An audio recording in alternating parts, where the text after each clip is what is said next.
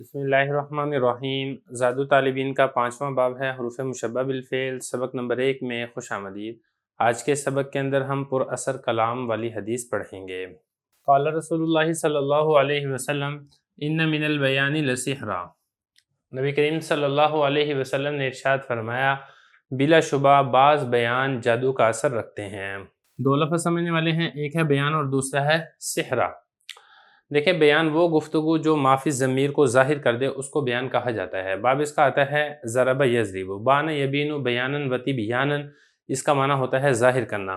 آگے لفظ ہے سحر۔ سحر کہتے ہیں ہر وہ چیز جس کا ماخذ لطیف اور دقیق ہو، جادو کو، دھوکے کو، حیلہ فساد، اس کو کہا جاتا ہے، اور یہاں پر مراد ہے جادو، جیسا کہ قرآن مجید کے اندر بھی آتا ہے ان ھذا لسحر مبین۔ اب بات کر لیتے ہیں اس حدیث کی تشریح کی۔ بیان کا معنی ہے کھولنا اور اچھے طریقے سے ظاہر کرنا۔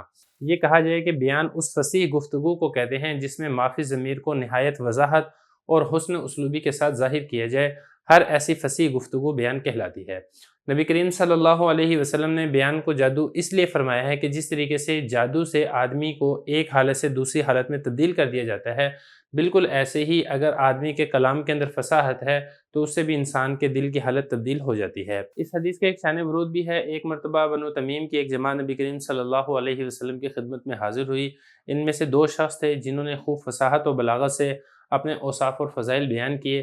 اس پر لوگوں کو تعجب ہوا تو نبی کریم صلی اللہ علیہ وسلم نے اس موقع کے اوپر یہ والی حدیث ارشاد فرمائی۔ اب اصل میں اس میں علماء کا اختلاف ہے، محدثین کے اس بارے میں اختلاف ہوا ہے کہ نبی کریم صلی اللہ علیہ وسلم نے یہ مذمت کے طور پر یہ والی بات ارشاد فرمائی ہے یا پھر تعریف کے طور پر یہ والی بات ارشاد فرمائی ہے۔ بہرحال دونوں قول ہی علماء سے ملتے ہیں۔ اب چلتے ہیں اس حدیث کی ترکیب کی طرف۔ انا حروف مشبہ بالفعل ہے اور من حرف جر البیان مجرور، جار مجرور مل کر یہ ثابت شبہ فعل کے متعلق ہوگا۔ اس میں ہوا ضمیر فاعل، شبہ فعل اپنے فاعل اور متعلق سے مل کر انا کی بنے گی خبر مقدم، اور لام تاکید کا سحرا یہ بنے گا انا کے لیے اسم مؤخر۔ انا حروف مشبہ بالفعل اپنے خبر مقدم اور اسم مؤخر سے مل کر جملہ اسمیہ خبریہ ہوگا۔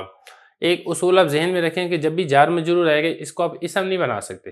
مثال کے طور پہ شروع میں حروف مشبہ بالفعل ہے، آگے جار مجرور آ گیا تو یہ ہمیشہ خبر ہی بنے گا، اسم یہ نہیں بن سکتا ہے۔ بسم اللہ الرحمن الرحیم۔ زاد طالبین کا 5واں باب ہے حروف مشبہ بالفعل، سبق نمبر 2 میں خوش آمدید۔ آج کے سبق کے اندر ہم پر حکمت اشعار کے بارے میں پڑھیں گے۔ قال رسول اللہ صلی اللہ علیہ وسلم ان من الشعر حکمتاً، نبی کریم صلی اللہ علیہ وسلم نے ارشاد فرمایا یقیناً بعض شعر حکمت پر مبنی ہوتے ہیں۔ اس میں ایک لفظ ہے حکمت، یہ انصاف کو، بردباری کو، علم کو کہا جاتا ہے، اس کی جمع حکم آتی ہے۔ دیکھیں، شعر کا لغوی معنی ہے دنائی اور علم دقیق۔ اصطلاح کے اندر وہ کلام جس میں قائل نے موزونیت کا یعنی وزن کا قصد اور ارادہ کیا ہو اس کو شعر کہا جاتا ہے۔ لہذا اس تعریف کی روشنی میں قرآن و حدیث میں جو موضوع کلام واقع ہوا ہے وہ خارج ہو جاتا ہے، کیونکہ اس میں اگر قرآن مجید ہے تو اللہ تعالیٰ نے اس میں وزن کا قصد اور ارادہ نہیں کیا ہے۔ جیسے قرآن مجید کے اندر آتا ہے نا ثم اقررتم وانتم تشہدون ثم انتم ہؤلاء تقتلون، اسی طریقے سے حدیث مبارک کے اندر بھی آتا ہے هل انت الا اصبع دمیت وفی سبیل اللہ ما لقیت۔ تو اگرچہ بظاہر اس میں موزون کلام تو ہے، لیکن چونکہ کہنے والے نے، متکلم نے اس میں کلام کو بروزن لانے کا قصد اور ارادہ نہیں کیا ہے، لہذا قرآن مجید کو اور اسی طریقے سے احادیث مبارک کے اندر جو موزون کلام ہمیں ملتا ہے اس کو شعر نہیں کہا جائے گا۔ اب حدیث مبارک کا مطلب کیا ہے؟ حدیث مبارک کا مطلب یہ ہے کہ تمام اشعار یہ برے نہیں ہوتے ہیں، ان میں سے بعض اشعار ایسے بھی ہوتے ہیں جو اچھے اور فائدہ مند ہوتے ہیں، بعض اشعار ایسے ہوتے ہیں جس کے اندر پر حکمت باتیں، عقل مندی والی باتیں، دانائی والی باتیں، فہم و فراست والا کلام اس کے اندر موجود ہوتا ہے۔ لیکن اس کے باوجود نبی کریم صلی اللہ علیہ وسلم نے خود کبھی بھی شعر ارشاد نہیں فرمایا ہے، البتہ بعض اشعار کو پسند ضرور کیا ہے، جس میں ایک عرب کے ایک شاعر کا یہ والا شعر بھی ہے الا کل شیء ما خلا اللہ باطل وکل نعیم لا محالۃ زائل۔ آگاہ رہو اللہ تعالیٰ کے علاوہ ہر چیز باطل ہے اور ہر نعمت ایک نہ ایک دن ختم ہو جانے والی ہے۔ اسی طرح اس کے علاوہ دیگر اشعار بھی ملتے ہیں جن کو نبی کریم صلی اللہ علیہ وسلم نے پسند کیا ہے کیونکہ وہ حکمت پر مبنی ہوتے ہیں۔ علماء کرام نے شعر کے صحیح ہونے کے لیے کل 4 شرطیں لکھی ہیں۔ نمبر 1، شعر کا مفہوم اور مضمون صحیح ہو۔ نمبر 2، سنانے والا مرد ہو، عورت اور نابالغ بچہ نہ ہو۔ نمبر 3، اعلیٰ سماع صحیح ہو، میوزک کا اور آلات موسیقی کا اس کے اندر استعمال نہ کیا جائے۔ نمبر 4، سامع یعنی سننے والا وہ بھی صحیح ہو۔ یہ 4 شرطیں پائی جائیں تو پھر شعر کا سننا اور سنانا یہ جائز اور درست ہے۔ اگر ان میں سے کوئی ایک شرط بھی نہیں پائی جاتی ہے تو پھر اس کام کے اندر مشغول نہیں ہونا چاہیے۔ اس حدیث کی ترکیب بھی بالکل ویسے ہی ہے جیسے کہ گزشتہ حدیث کی ترکیب تھی۔ ان حروف مشبہ بالفعل ہے، من حرف جر شیر مجرور، جار مجرور مل کر یہ ثابت شبہ فعل کے متعلق ہوگا۔ اس میں ہوا ضمیر فاعل، شبہ فعل اپنے فاعل اور متعلق سے مل کر یہ بن جائے گا خبر مقدم، اور یہ جو حکمہ ہے یہ بنے گا اسم مؤخر۔ حروف مشبہ بالفعل اپنے خبر مقدم اور اسم مؤخر سے مل کر جملہ اسمیہ خبریہ ہوگا۔ بسم اللہ الرحمن الرحیم۔ زاد الطالبین کا 5واں باب ہے حروف مشبہ بالفعل، سبق نمبر 3 میں خوش آمدید۔ آج کے سبق کے اندر ہم جہالت پر مبنی علوم کے بارے میں پڑھیں گے۔ قال رسول اللہ صلی اللہ علیہ وسلم ان من العلم جہلا، نبی کریم صلی اللہ علیہ وسلم نے ارشاد فرمایا بلا شبہ بعض علوم جہالت ہیں۔ اس میں ایک لفظ دیکھیں جہل، باب اس کا آتا ہے سامع یسمع، جاہلا یجہل، اس کا معنی ہوتا ہے ناواقف ہونا، جاہل ہونا۔ قرآن مجید کے اندر بھی اس ذکر کیا گیا ہے بل انتم قوم تجہلون۔ علماء کرام نے اس حدیث کے 2 مطلب بیان کیے ہیں۔ پہلا مطلب تو یہ ہے کہ کوئی شخص ایسے علم کے اندر مشغول ہو جو علم بذات خود فائدہ مند نہ ہو اور نہ ہی اس کی ضرورت ہو، جیسے پرانے زمانے کے اندر علم جفر تھا، علم رمل تھا، علم نجوم، یہ والے علوم لوگ سیکھا کرتے تھے۔ تو یہ والے جو علوم ہیں یہ بے فائدہ علوم ہیں، نہ تو ان کے سیکھنے والے کو کوئی فائدہ ہے اور نہ ہی کسی اور کو کوئی فائدہ ہے۔ اور ضرورت والے علم کو کوئی شخص چھوڑ دے، مثال کے طور پہ قرآن مجید کے علم کو چھوڑ دے، حدیث کے علم کو چھوڑ دے، تو یہ شخص ضروری علم کو چھوڑ کے غیر ضروری علم کے اندر مشغول ہوا ہے، حقیقت کے اندر یہ شخص جاہل ہے۔ دوسرا اس حدیث کا مطلب یہ ذکر کیا گیا ہے کہ کوئی شخص علم حاصل تو کرے لیکن اس کے مطابق عمل نہ کرے، تو ایسے علم حاصل کرنے کا بھی بظاہر کوئی فائدہ نہیں ہے، کیونکہ علم تو ہوتا ہے عمل کے لیے اور اس نے عمل کو چھوڑ دیا ہے، تو پھر کیا فائدہ ہے ایسے شخص کے علم حاصل کرنے کا۔ امام غزالی رحمۃ اللہ علیہ ارشاد فرماتے ہیں کہ جو شخص علم حاصل کرنا چاہتا ہے اسے چاہیے کہ پہلے وہ یہ والی بات طے کرے کہ علم حاصل کرنے سے اس کا مقصد کیا ہے، اس کی نیت کیا ہے۔ اگر تو اس کا مقصد ہو فخر و نمائش اور لوگوں کے اوپر بڑائی، لوگوں کے اوپر بڑا بننا، لوگوں کو جتلانا کہ میں عالم ہوں، تو ایسا شخص علم کا دشمن اور حقیقی معنی میں جاہل اور اپنی جان کا دشمن ہے۔ اور اگر حصول علم سے مقصد اللہ تعالیٰ کی رضا ہے، جہالت کو دور کرنا ہے اور دوسروں کو علم سکھانا ہے، تو پھر ایسے شخص کو علم حاصل کرنا چاہیے۔ آج کے دور کے اندر بہت سارے ایسے علوم ہیں جو کہ بالکل بے فائدہ علوم ہیں، جن کا کوئی فائدہ نہیں ہے۔ مثال کے طور پہ میں ایک جگہ پہ پڑھ رہا تھا کہ جو گٹار ہے، جو موسیقی کا ایک آلہ ہے، اس کو سیکھنے میں بہت سا وقت لگتا ہے، اور مجھے کوئی شخص بتا رہا تھا کہ 20 سال سے بھی زیادہ عرصہ لگتا ہے کہ اگر کوئی شخص گٹار کے اندر مہارت حاصل کرنا چاہے۔ اسی طریقے سے پیانو ہے، اس کے سیکھنے کا ایک باقاعدہ علم ہے، جو ایک پوری میوزک انڈسٹری ہے، اس کے سیکھنے کا ایک باقاعدہ علم ہے۔ تو یہ والے جو علوم ہیں یہ بے فائدہ علوم ہیں، ان کے سیکھنے کا کوئی فائدہ نہیں ہے بلکہ الٹا لوگوں کو نقصان ہے، لہذا ان علوم کو جہالت کہنا ہی زیادہ بہتر اور مناسب ہے۔ باقی اس کی ترکیب بہت آسان ہے، جیسے کہ پہلے گزری ہے، ان حروف مشبہ بالفعل ہے، من العلم جار مجرور مل کر یہ ثابت شبہ فعل کے متعلق ہوگا، اس میں ہوا ضمیر فاعل، شبہ فعل اپنے فاعل اور متعلق سے مل کر خبر مقدم، اور یہ جہلا یہ بنے گا اسم مؤخر۔ تو ان حروف مشبہ بالفعل اپنی خبر مقدم اور اسم مؤخر سے مل کر جملہ اسمیہ خبریہ ہوگا۔ بسم اللہ الرحمن الرحیم۔ زاد الطالبین کا 5واں باب ہے حروف مشبہ بالفعل، سبق نمبر 4 میں خوش آمدید۔ آج کے سبق کے اندر ہم بوجھ والا کلام پڑھیں گے۔ قال رسول اللہ صلی اللہ علیہ وسلم ان من القول عیالا، نبی کریم صلی اللہ علیہ وسلم نے ارشاد فرمایا بلا شبہ بعض قول بوجھ یعنی وبال ہوتا ہے۔ دیکھیں اس میں ایک لفظ ہے عیال۔ عیال وہ لوگ ہوتے ہیں جن کا نان نفقہ دوسروں پر واجب ہوتا ہے۔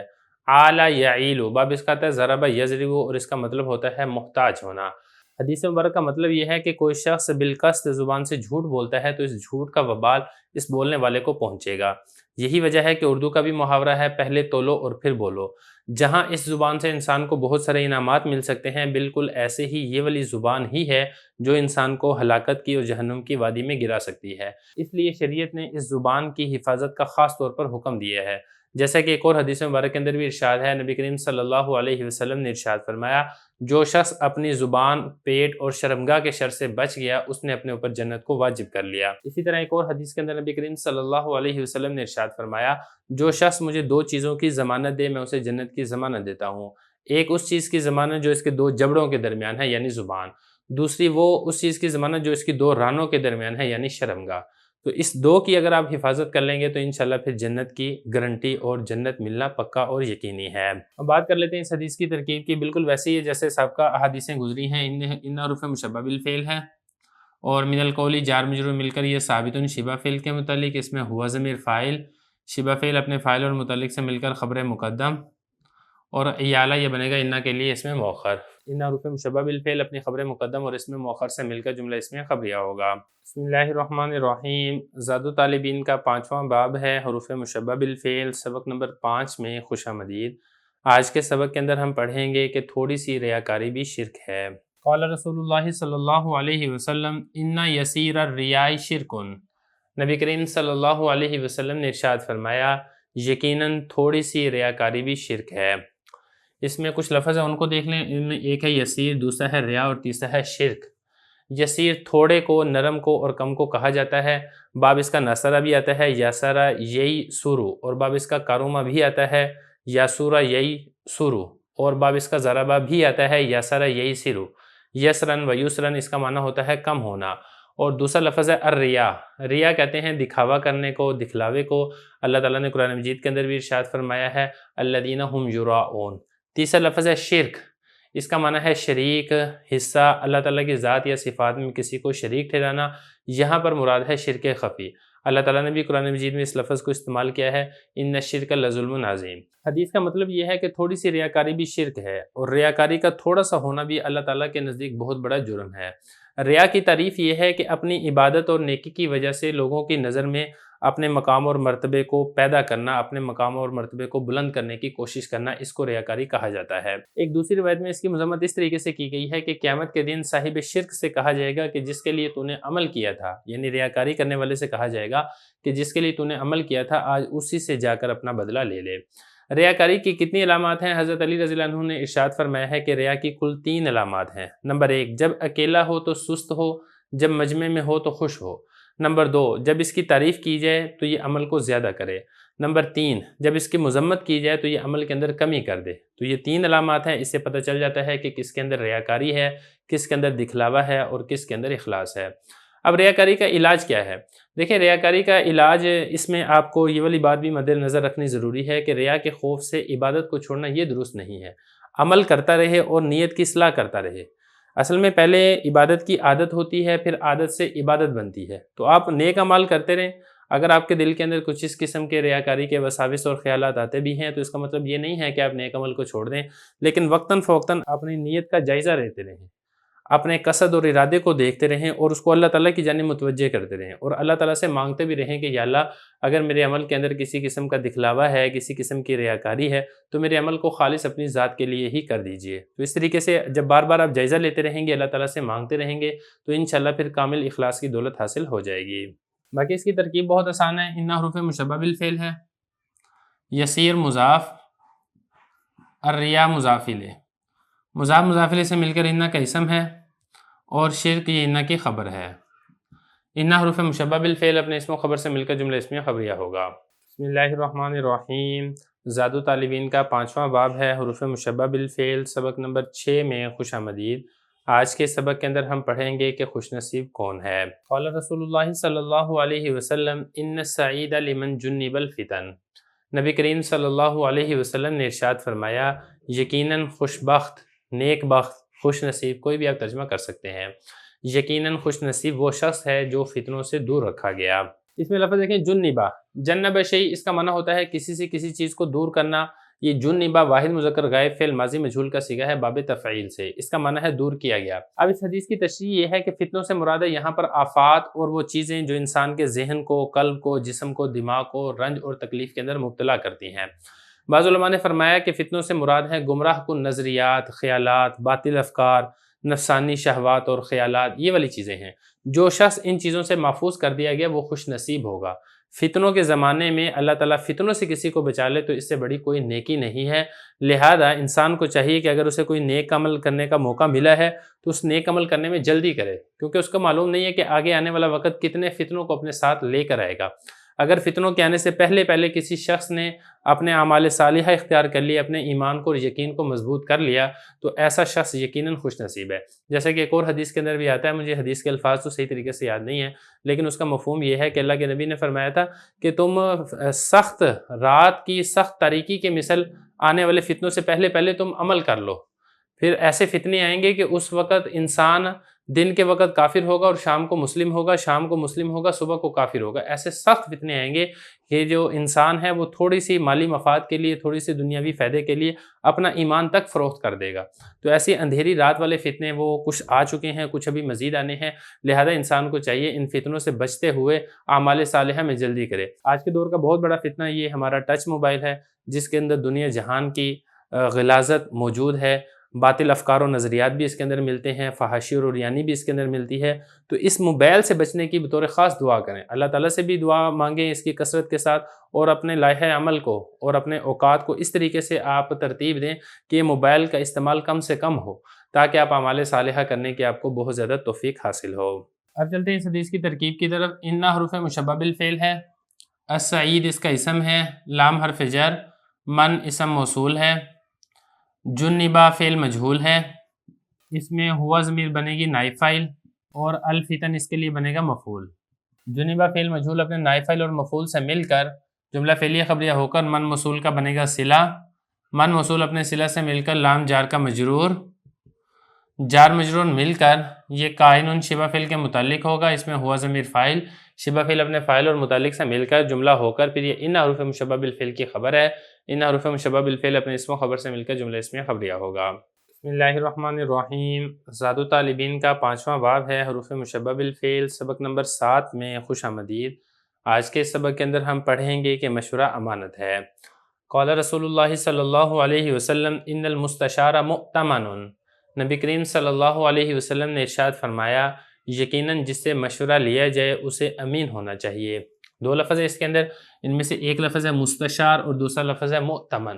مستشار یہ اسم مفعول کا صیغہ ہے باب استفعال سے، اور اس کا معنی ہے جس سے مشورہ طلب کیا جائے، اور اسی طریقے سے مؤتمن یہ باب افتعال سے اسم مفعول کا صیغہ ہے، یعنی اس کو امانت دار ہونا چاہیے۔ بات کر لیتے ہیں اس حدیث کی تشریح کی۔ اس حدیث میں مشورے کے آداب میں سے ایک ادب بیان کیا گیا ہے کہ جس سے آپ مشورہ لے رہے ہیں تو مشورہ دینے والے کو امانت دار ہونا چاہیے، یعنی اسے پوری خیر خواہی اور پورے فکر کے ساتھ مشورہ دے، مشورے کے اندر خیانت نہ کرے۔ ایسے موقع پر جو اپنے لیے پسند کرے وہی دوسرے کو مشورہ دے، کیونکہ نبی کریم صلی اللہ علیہ وسلم کا ارشاد ہے تم میں سے کوئی شخص اس وقت تک کامل مومن نہیں ہو سکتا ہے جب تک اپنے بھائی کے لیے بھی وہی پسند نہ کرے جو اپنے لیے پسند کرتا ہے۔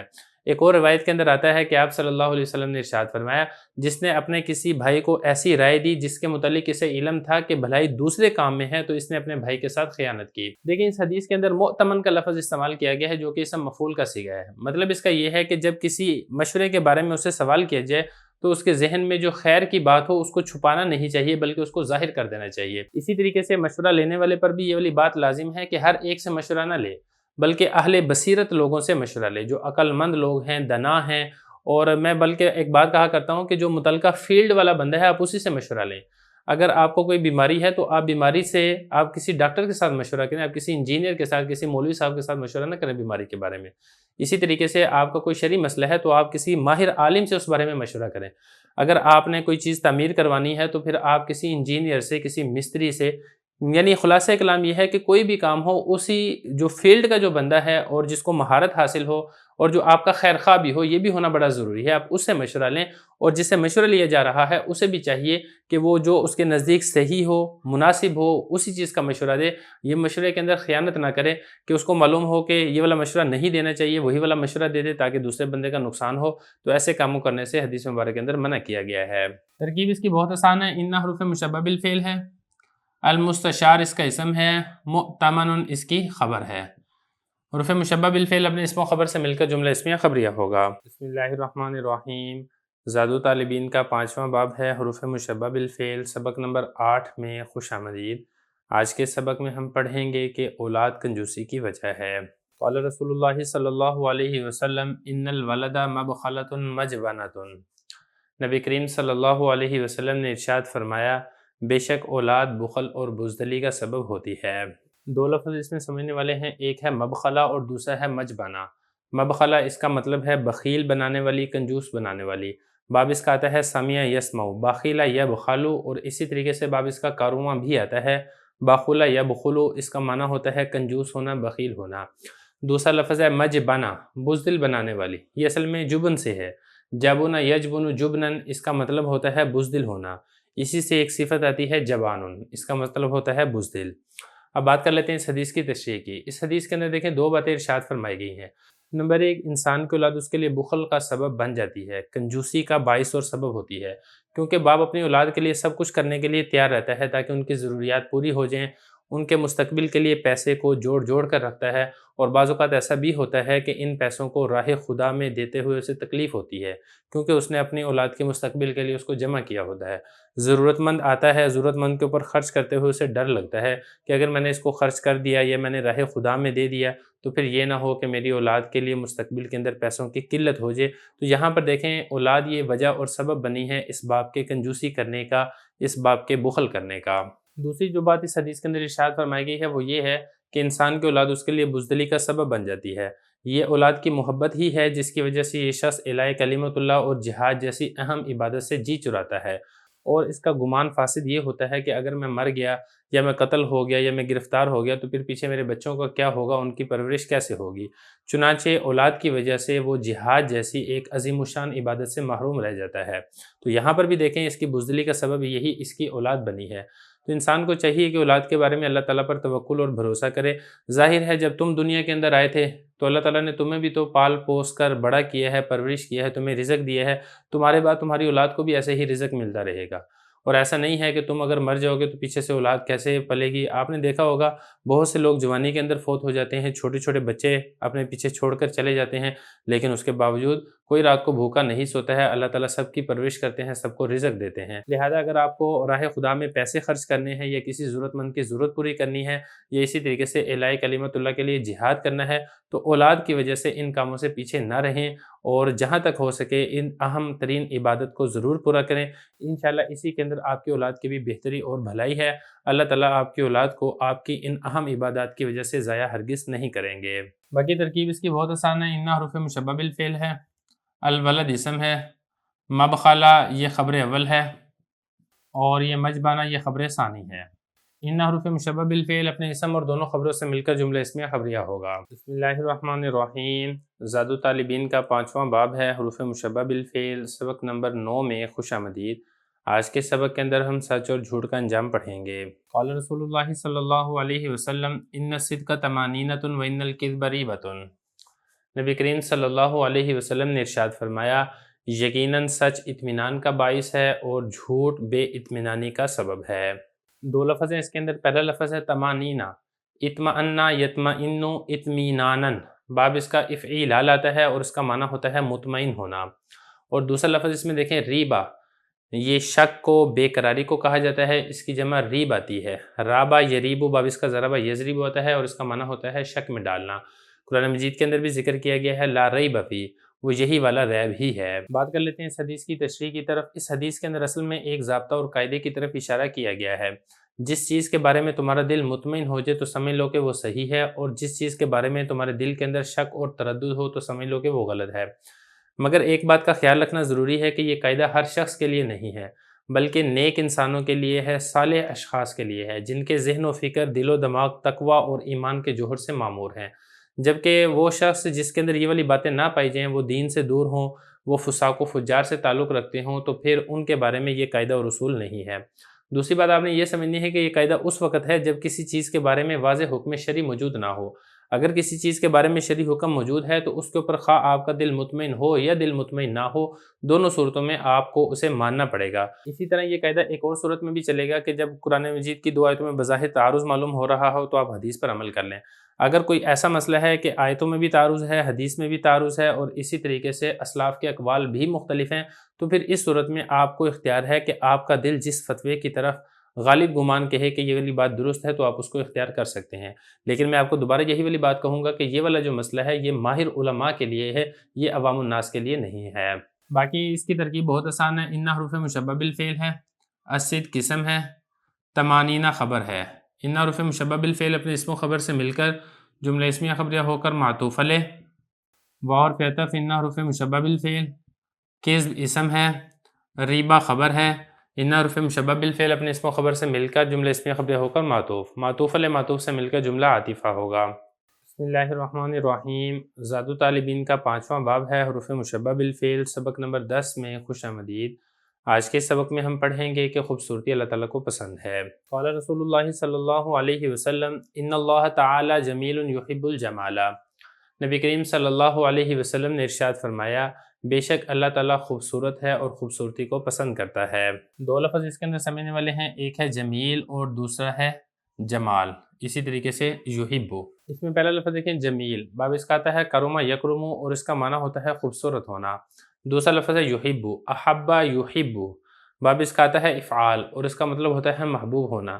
اسی طریقے سے باب سامیہ سے بھی آتا ہے اور باب کرما سے بھی آتا ہے اور باب ضربہ سے بھی آتا ہے۔ اب چلتے ہیں اس حدیث کی تشریح کی طرف۔ بعض علماء نے اس حدیث کا مطلب یہ بیان کیا ہے کہ اللہ تعالیٰ اپنی ذات میں، اپنی صفات میں تمام اوصاف کاملہ سے موصوف ہے، اور ظاہری اور باطنی جہاں پر بھی آپ کو حسن و جمال نظر آئے گا یہ اللہ تعالیٰ ہی کے جمال کا عکس ہے۔ تو حقیقی حسن و جمال یہ صرف اللہ تعالیٰ ہی کی ذات کا خاصہ ہے، اسی وجہ سے نبی کریم صلی اللہ علیہ وسلم نے ارشاد فرمایا کہ اللہ تعالیٰ جمیل ہے۔ بعض علماء کرام نے ایک اور مطلب بھی بیان فرمایا ہے کہ حدیث میں لفظ جمیل آیا ہے اور اس کا مطلب ہوتا ہے آراستہ کرنا، خوبصورت بنانا، یہ بھی اللہ تعالیٰ کی صفت ہے۔ دنیا میں جہاں کہیں بھی آپ کو خوبصورتی نظر آئے گی، لوگ خوبصورت ہیں، جانور خوبصورت ہیں، یا اسی طریقے سے کوئی علاقہ خوبصورت ہے، غرض خوبصورتی کی جو بھی قسم ہے اللہ تعالیٰ ہی اس کو خوبصورتی عطا کرنے والے ہیں۔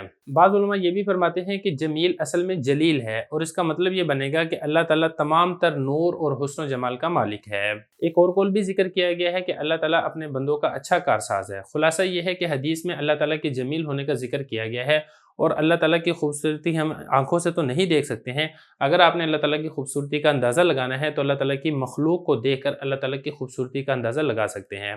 اس حدیث کا مطلب ایک اور مولا علی قاری رحمہ اللہ تعالیٰ نے بھی بیان کیا ہے کہ اللہ تعالیٰ اپنے بندوں پر جمال یعنی نعمتوں کا اثر دیکھنا چاہتا ہے، اور اس کی تائید کے اندر ایک دوسری حدیث بھی آتی ہے جس میں ذکر کیا گیا ہے کہ اللہ تعالیٰ کو یہ بات پسند ہے کہ وہ اپنی نعمتوں کا اثر اپنے بندوں پر بھی دیکھے۔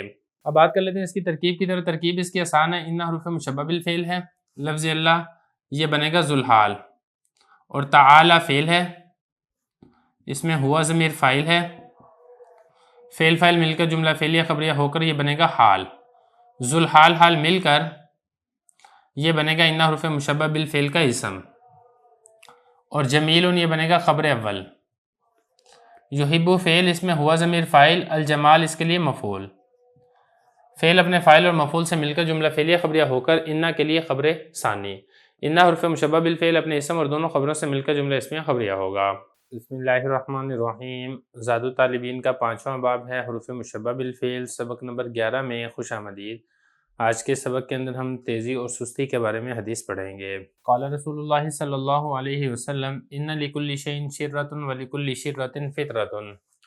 نبی کریم صلی اللہ علیہ وسلم نے ارشاد فرمایا یقینی بات ہے ہر چیز کے لیے تیزی ہے اور ہر تیزی کے لیے سستی ہے۔ دو لفظ ہیں یہاں پر سمجھنے والے۔ پہلا لفظ ہے شرۃ، شرہ کہتے ہیں برائی کو، تیزی کو، چستی کو، شرۃ مکروہ یعنی بری چیز جو تیز ہو۔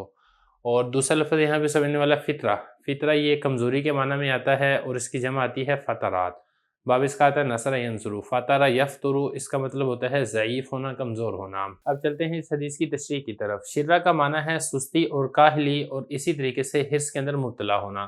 یہاں پر مراد ہے کسی چیز میں حد سے زیادہ مشغول ہو جانا۔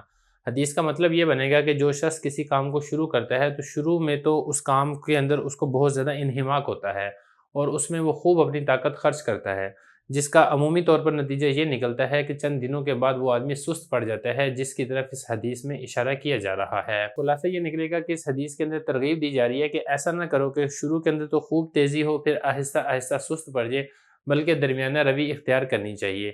افراط و تفریط کی راہ کو چھوڑ کر اعتدال کا راستہ اختیار کرنا یہی مقصود ہے، کیونکہ اگر آپ اعتدال سے چلتے رہیں گے تو آپ کوئی بھی کام ہے اس کو تکمیل تک پہنچا لیں گے۔ علماء کرام نے اسی حدیث سے یہ والا اصول بھی نکالا ہے کہ جو شخص اعتدال پر رہے گا وہ انشاءاللہ جمع رہے گا اور اس کو استقامت نصیب ہوگی۔ اس کی تائید ایک اور حدیث سے بھی ہوتی ہے۔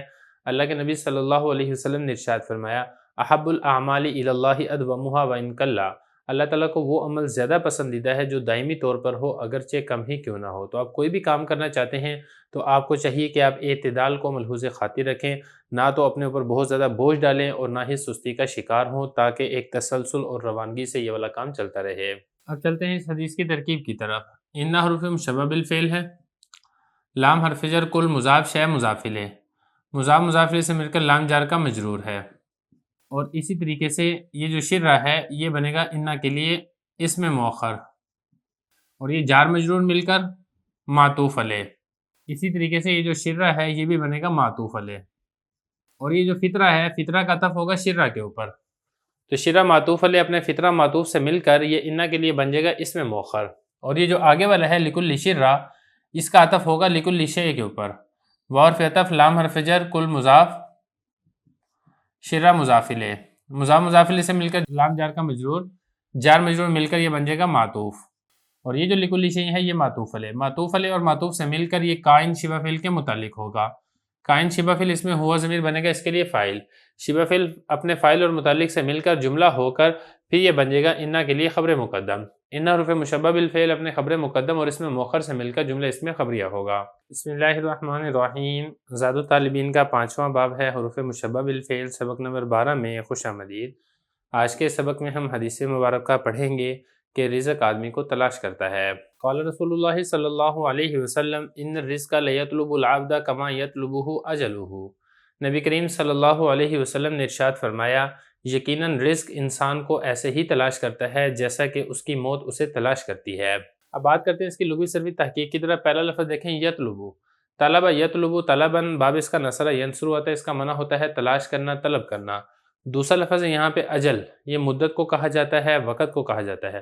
قرآن مجید میں بھی آیا ہے اذا جاء اجلہم لا یستأخرون ساعۃ ولا یستقدمون، اس اجل کی جمع آجال آتی ہے۔ اس حدیث کا مطلب یہ ہے کہ جس طرح انسان کی موت انسان تک پہنچ جاتی ہے، انسان اپنی موت کو تلاش کرے یا نہ کرے بہرحال انسان کو موت آ جاتی ہے، بالکل ایسے ہی اللہ تعالیٰ نے انسان کے نصیب میں جو رزق لکھ دیا ہے وہ انسان تک پہنچ ہی جاتا ہے۔ حضرت مولا علی قاری رحمہ اللہ تعالیٰ نے ذکر کیا ہے کہ اس حدیث سے کچھ باتیں معلوم ہوتی ہیں۔ پہلی بات تو یہ ہے کہ انسان کی جو روزی ہے اس روزی کا انسان تک پہنچنا ضروری اور یقینی ہے۔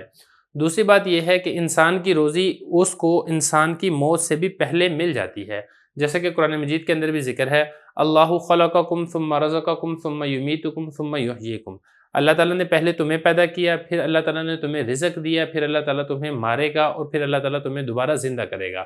تو دیکھیں موت سے پہلے جو اللہ تعالیٰ نے انسان کے نصیب میں رزق لکھا ہے وہ انشاءاللہ اس تک ضرور پہنچ جائے گا۔ تو اس آیت سے بھی یہی والی بات معلوم ہوتی ہے کہ آدمی پہلے اپنا رزق مکمل کرتا ہے پھر اس کو موت آتی ہے۔ حضرت مولا علی قاری رحمہ اللہ تعالیٰ نے اس دعوے کو اس حدیث قدسی سے بھی ثابت کیا ہے کہ اللہ کے نبی صلی اللہ علیہ وسلم نے ارشاد فرمایا اگر ابن آدم اپنے رزق سے اس طرح بھاگے جس طرح وہ موت سے بھاگتا ہے تو تب بھی یقیناً رزق اس تک پہنچے گا جیسا کہ موت اس تک پہنچ جاتی ہے۔ خلاصہ کلام اس حدیث کا یہ نکلے گا کہ حصول رزق کے لیے انسان کو تدبیر تو کرنی چاہیے اور معقول کوشش اور مناسب طریقہ اختیار کرنا چاہیے۔ رزق کے حاصل کرنے کے لیے لالچ نہیں کرنی چاہیے اور ان ذرائع اور ان طریقوں کو اختیار نہیں کرنا چاہیے جن کو اللہ تعالیٰ نے منع اور اللہ تعالیٰ نے حرام قرار دیا ہے، کیونکہ اب یہ آپ کے اوپر ہے کہ آپ اللہ کا دیا ہوا رزق کس طریقے سے حاصل کرتے ہیں۔ حلال طریقے سے حاصل کریں گے تو آپ کو تب بھی حاصل ہو جائے گا، حرام طریقے سے حاصل کریں گے آپ کو تب بھی حاصل ہو جائے گا، لیکن حرام طریقے سے حاصل کرنے میں اللہ تعالیٰ کی ناراضگی بھی ساتھ حاصل ہوگی۔ لہذا رزق تلاش کرنے کے اندر حلال ذرائع کو اختیار کرنا چاہیے اور اس میں حد سے زیادہ انہماک نہیں کرنا چاہیے۔ بعض لوگوں کو آپ نے دیکھا ہوگا کہ اتنی مال و دولت کما لیتے ہیں کہ 7 نسلیں ان کی بیٹھ کے کھا سکتی ہیں، لیکن اس کے باوجود ان کی حرص و لالچ ختم ہی نہیں ہوتی ہے، زیادہ سے زیادہ زیادہ سے زیادہ زیادہ سے زیادہ۔ تو اتنا انہماک رزق کے حاصل کرنے میں اور رزق کے اکٹھا کرنے میں، مال و دولت کمانے میں شریعت کے اندر ناپسندیدہ اور منع ہے۔ اب چلتے ہیں اس حدیث کی ترکیب کی طرف۔ انا حروف مشبہ بالفعل ہے، الرزق اس کا بنے گا اسم، اور یہ جو آگے والا جملہ ہے نا یہاں تک یہ سارے کا سارا انا کی خبر ہے۔ انا حرف مشبہ بالفعل اپنے اسم و خبر سے مل کر جملہ اسمیہ خبریہ۔ اب اس کی ترکیب دیکھ لیں۔ لام تاکید کا ہے، یطلب فعل، ہوا ضمیر اسم فاعل ہے، عبد بنے گا اس کے لیے مفعول، کاف حرف جر، میم الف ما اسم موصول، یطلب فعل اور اس میں اجل مضاف، ہو ضمیر مضاف الیہ، مضاف مضاف الیہ سے مل کر یطلب کا فاعل ہے، اور یہ جو ہو ضمیر ہے یہ بنے گا اس کے لیے مفعول۔ یطلب فعل اپنے فاعل اور مفعول سے مل کر جملہ فعلیہ خبریہ ہو کر ما موصول کا صلہ ہے، ما موصول اپنے صلہ سے مل کر کاف حرف جر کا مجرور ہے، جار مجرور مل کر یہ اسی طرح یطلب فعل کے متعلق ہوگا۔ یطلب فعل اور ہوا ضمیر فاعل، العبد مفعول، اور یہ سارا متعلق سے مل کر جملہ فعلیہ خبریہ ہو کر ان حروف مشبہ بالفعل کی خبر ہے۔ ان حروف مشبہ بالفعل اپنے اسم و خبر سے مل کر جملہ اسمیہ خبریہ ہوگا۔ بسم اللہ الرحمن الرحیم۔ زاد طالبین کا 5واں باب ہے حروف مشبہ بالفعل، سبق نمبر 13 میں خوش آمدید۔ آج کے سبق میں ہم پڑھیں گے کہ شیطان انسان کی رگوں میں خون کی طرح دوڑتا ہے۔ قال رسول اللہ صلی اللہ علیہ وسلم ان الشیطان یجری من الانسان مجری الدم۔ نبی کریم صلی اللہ علیہ وسلم نے ارشاد فرمایا یقیناً شیطان انسان کے جسم میں خون کی طرح چلتا ہے۔ شیطان یہ واحد ہے، اس کی جمع شیاطین آتی ہے۔ اگلا لفظ ہے یجری، جرا یجری جرین و جریانن، اس کا معنی ہے چلنا، اور اسی سے یہ مجرا اس میں ظرف کا صیغہ ہے، یعنی چلنے کی جگہ۔ قرآن مجید میں بھی یہ والا لفظ استعمال ہوتا ہے۔ اللہ تعالیٰ ارشاد فرماتے ہیں والفلک تجری فی البحر، اور کشتیاں سمندر میں چلتی ہیں۔ نبی کریم صلی اللہ علیہ وسلم نے یہ حدیث مبارکہ اس وقت ارشاد فرمائی تھی جس وقت حضور صلی اللہ علیہ وسلم کی ایک زوجہ ہیں حضرت صفیہ بنت حیی، وہ نبی کریم صلی اللہ علیہ وسلم کے پاس سے رات کے وقت اعتکاف کی جگہ سے واپس لوٹ رہی تھی، اور حضرت صفیہ رضی اللہ عنہ کا جو مکان ہے یہ حضرت اسامہ بن زید رضی اللہ عنہ کے احاطے میں تھا۔ اتنے میں سامنے سے دو صحابہ کرام نمودار ہوئے۔ اس موقع کے اوپر آپ صلی اللہ علیہ وسلم نے ارشاد فرمایا کہ یہ میرے ساتھ صفیہ ہیں۔ جب انہوں نے کہا کہ یا رسول اللہ صلی اللہ علیہ وسلم ہم آپ کے بارے میں کوئی غلط گمان نہیں کر سکتے، تو پھر آپ صلی اللہ علیہ وسلم نے یہ حدیث ارشاد فرمائی کہ شیطان انسان کے جسم میں خون کی طرح سرایت کرتا ہے، خون کی طرح چلتا ہے۔ امام شافعی رحمہ اللہ تعالیٰ اس حدیث کے بارے میں ارشاد فرماتے ہیں کہ آپ صلی اللہ علیہ وسلم کو اس بات کا خوف ہوا کہ ان دونوں انصاریوں کے دل کے اندر کوئی غلط خیال نہ آ جائے جس کی وجہ سے یہ دین اسلام سے خارج ہو جائیں، تو آپ صلی اللہ علیہ وسلم نے ان کو اس غلط خیال سے بچانے کے لیے یہ حدیث مبارکہ ارشاد فرمائی۔ اس حدیث سے ایک فقہی بات بھی معلوم ہوتی ہے کہ انسان کو ہر ایسے مکروہ اور ناپسندیدہ کام سے بچنا مستحب ہے جس کی وجہ سے لوگوں کو بدگمانی پیدا ہو اور لوگوں کے دلوں میں شیطان برے خطرات اور وساوس ڈالے۔ اگر ایسا ہو جائے تو اسے چاہیے کہ اس عیب سے اپنی برات ظاہر کر دے، لوگوں کو بتا دے کہ بھئی میرے اندر یہ والی برائی نہیں پائی جاتی ہے، اور لوگوں کی طعن و تشنیع سے اپنے آپ کو بچانے کی کوشش کرے۔ اب چلتے ہیں اس حدیث کی ترکیب کی طرف۔ ان حروف مشبہ بالفعل ہے، الشیطان اسم ہے، یجری فعل، اس میں ہوا ضمیر فاعل، من حرف جر، الانسان مجرور، جار مجرور مل کر اسی یجری فعل کے متعلق ہے، مجرا مضاف، الدم مضاف الیہ، مضاف مضاف الیہ سے مل کر یہ اس یجری کے لیے ظرف یعنی مفعول فی واقع ہوگا۔ یجری فعل اپنے فاعل، متعلق اور ظرف سے مل کر جملہ فعلیہ خبریہ ہو کر ان حروف مشبہ بالفعل کی خبر ہے۔ ان حروف مشبہ بالفعل اپنے اسم و خبر سے مل کر جملہ اسمیہ خبریہ ہوگا۔ بسم اللہ الرحمن الرحیم۔ زاد الطالبین کا 5واں باب ہے حروف مشبہ بالفعل، سبق نمبر 14 میں خوش آمدید۔ آج کے سبق میں ہم امت مسلمہ کے فتنے کے بارے میں آگاہی حاصل کریں گے۔ قال رسول اللہ صلی اللہ علیہ وسلم ان لکل امت فتنۃ وفتنۃ امتی المال۔ نبی کریم صلی اللہ علیہ وسلم نے ارشاد فرمایا بلا شبہ ہر ایک امت کے لیے آزمائش رکھی گئی، اور میری امت کی آزمائش مال میں ہے۔ اس میں ایک لفظ سمجھنے والا وہ ہے فتنہ۔ فتنہ کہا جاتا ہے آزمائش کو، امتحان کو۔ اللہ تعالیٰ نے قرآن مجید میں بھی ذکر کیا ہے انما اموالکم و اولادکم فتنہ۔ حدیث مبارک کا مطلب یہ ہے کہ اللہ کے نبی صلی اللہ علیہ وسلم ارشاد فرما رہے ہیں امت مسلمہ میں لوگوں کے لیے جو سب سے زیادہ فتنے کا سبب بنے گا وہ مال و دولت ہوگا۔ قرآن مجید میں بھی یہی والی بات ذکر کی گئی ہے انما اموالکم و اولادکم فتنہ، یعنی تمہارے مال اور تمہاری اولاد تمہارے لیے فتنے کا سبب ہیں۔ اس حدیث کو سامنے رکھتے ہوئے اگر آپ عہد نبوی صلی اللہ علیہ وسلم سے لے کے آج کے زمانے تک اگر آپ نظر دوڑائیں گے تاریخ کے اوپر تو یہ بات آپ پر مخفی نہیں رہے گی کہ یہ مال ہی ہے جو سب کے لیے آزمائش بنا رہا ہے۔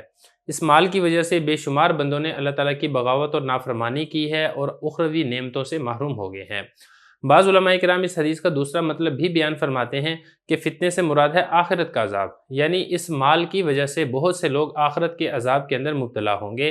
دوسری حدیث میں بھی اسی معنی اور مفہوم کی تائید ہوتی ہے کہ قیامت کے دن 2 درہم والے سے 1 درہم والے کی بنسبت زیادہ سوال کیا جائے گا۔ بعض علماء کرام ارشاد فرماتے ہیں کہ نبی کریم صلی اللہ علیہ وسلم نے یہ دعا مانگی کہ اے اللہ محمد صلی اللہ علیہ وسلم کے گھرانے کی خوراک اندازے کے مطابق کر، یعنی ضرورت کے مطابق کر، اور فرمایا قیامت کے دن کوئی فقیر اور مالدار ایسا نہ ہوگا جو یہ تمنا نہ کرے کہ کاش کہ مجھے دنیا میں بقدر ضرورت ہی رزق دیا جاتا۔ اب بات کر لیتے ہیں اس کی ترکیب کی طرف۔ ان حروف مشبہ بالفعل ہے، لام حرف جر، کل مضاف، امہ مضاف الیہ، مضاف مضاف الیہ سے مل کر لام جار کا مجرور، جار مجرور مل کر ثابت شبہ فعل کے متعلق، اس میں ہوا ضمیر فاعل، شبہ فعل اپنے فاعل اور متعلق سے مل کر انا کے لیے بنے گا خبر مقدم، اور یہ فتنہ یہ بنے گا اسم مؤخر۔ حرف مشبہ بالفعل اپنی خبر مقدم اور اسم مؤخر سے مل کر جملہ اسمیہ خبریہ ہو کر معطوف علیہ۔ واو حرف عطف ہے، فتنہ مضاف، امت مضاف الیہ مضاف، اور یا ضمیر مضاف الیہ۔ مضاف مضاف الیہ سے مل کر یہ فتنہ مضاف کے لیے مضاف الیہ، فتنہ مضاف اپنے مضاف الیہ سے مل کر یہ بنے گا مبتدا، اور المال اس مبتدا کی خبر ہے۔ مبتدا اپنی خبر سے مل کر جملہ اسمیہ خبریہ ہو کر معطوف، معطوف علیہ معطوف سے مل کر جملہ عاطفہ ہوگا۔ بسم اللہ الرحمن الرحیم۔ زاد الطالبین کا 5واں باب ہے حروف مشبہ بالفعل، سبق نمبر 15 میں خوش آمدید۔ آج کے سبق میں ہم پڑھیں گے کون سی دعا جلد قبول ہوتی ہے۔ قال رسول اللہ صلی اللہ علیہ وسلم ان اسرع الدعاء اجابۃ دعوت غائب لغائب۔ نبی کریم صلی اللہ علیہ وسلم نے ارشاد فرمایا بلا شبہ بہت جلد قبول ہونے والی وہ دعا ہے جو غائب کی غائب کے لیے ہو۔ اس میں ایک لفظ سمجھنے والا ہے، وہ ہے اجابہ۔ اجابہ یجیب اجابتاً، اس کا معنی ہوتا ہے جواب دینا، اور اسی طریقے سے اجابت دعا یہ اس معنی میں استعمال ہوتا ہے دعا قبول ہونا، اور جابہ یجوب یہ باب نصرہ سے بھی آتا ہے۔ قرآن مجید میں بھی یہ والا لفظ استعمال کیا گیا ہے اجیب دعوت الداعی، وہاں پر بھی یہ باب افعال سے ہی آ رہا ہے۔ حدیث مبارک کا مطلب یہ ہے کہ کوئی شخص اپنے بھائی کے لیے جب غائبانہ طور پر دعا کرتا ہے تو وہ جلد قبول کر لی جاتی ہے۔ اس کی وجہ علماء کرام نے یہ لکھی ہے کہ اس دعا میں اخلاص کامل درجے کا پایا جاتا ہے، کیونکہ اس میں کسی قسم کے دکھلاوے کا سوال ہی پیدا نہیں ہوتا ہے، اور جس عمل میں جتنا زیادہ اخلاص ہوتا ہے وہ اللہ تعالیٰ کے نزدیک اتنا ہی جلد قبول ہوتا ہے۔ اور اس حدیث کے اندر یہ والی صورت بھی داخل ہے کہ آدمی آپ کے سامنے موجود ہے لیکن آپ پوشیدہ طریقے سے دل ہی دل میں اس کے بارے میں کوئی دعا مانگتے ہیں تو وہ بھی اسی حدیث کے تحت داخل ہوگا، اور انشاءاللہ اللہ تعالیٰ کے فضل و کرم سے جلد قبول کر لی جائے گی۔ خلاصہ یہ کہ جو بھی پورے اخلاص سے کامل توجہ اور اللہ تعالیٰ کی ذات پر بھروسہ کرتے ہوئے کسی دوسرے کے لیے دعا مانگتا ہے تو اللہ تعالیٰ ایسی دعا کو ضرور قبول کرتے ہیں۔ تو اس لیے ہمیں چاہیے کہ ہم دوسروں کے لیے بھی دعا مانگیں اور اپنے لیے بھی دعا مانگیں، اور میں آپ سے بھی یہی درخواست کروں گا کہ اگر آپ کو ان اسباق سے کچھ نہ کچھ فائدہ ہو رہا ہے تو میرے لیے اور میری مکمل ٹیم کے لیے بھی دعا کر دیجئے۔ اب بات کر لیتے ہیں اس کی ترکیب کی۔ ان حروف مشبہ بالفعل ہے، اسرع مضاف ہے، الدعا مضاف الیہ، مضاف مضاف الیہ سے مل کر یہ بنے گا ممیز، اور اجابہ یہ بنے گا اس کی تمییز، ممیز تمیز مل کر یہ بنے گا انا کا اسم، اور یہ جو پورا آگے والا جملہ یہ انا کی خبر ہے۔ دعویٰ مضاف ہے، غائب موصوف ہے، اور کائن یہ اس کی صفت ہے۔ کائن شبہ فعل ہے، اس میں ہوا ضمیر فاعل ہے، لام حرف جر غائب مجرور، جار مجرور مل کر اس کائن شبہ فعل کے متعلق ہے۔ کائن شبہ فعل اپنے فاعل اور متعلق سے مل کر غائب موصوف کی صفت ہے۔ موصوف اپنی صفت سے مل کر دعویٰ مضاف کے لیے مضاف الیہ ہے، مضاف مضاف الیہ سے مل کر یہ انا کی خبر واقع ہو رہا ہے۔ انا حروف مشبہ بالفعل اپنے اسم و خبر سے مل کر جملہ اسمیہ خبریہ ہوگا۔ بسم اللہ الرحمن الرحیم۔ زاد الطالبین کا 5واں باب ہے حروف مشبہ بالفعل، سبق نمبر 16 میں خوش آمدید۔ آج کے سبق میں ہم رزق کی محرومی کا سبب پڑھیں گے۔ قال رسول اللہ صلی اللہ علیہ وسلم ان الرجل لیحرم الرزق بالذنب یصیبہ۔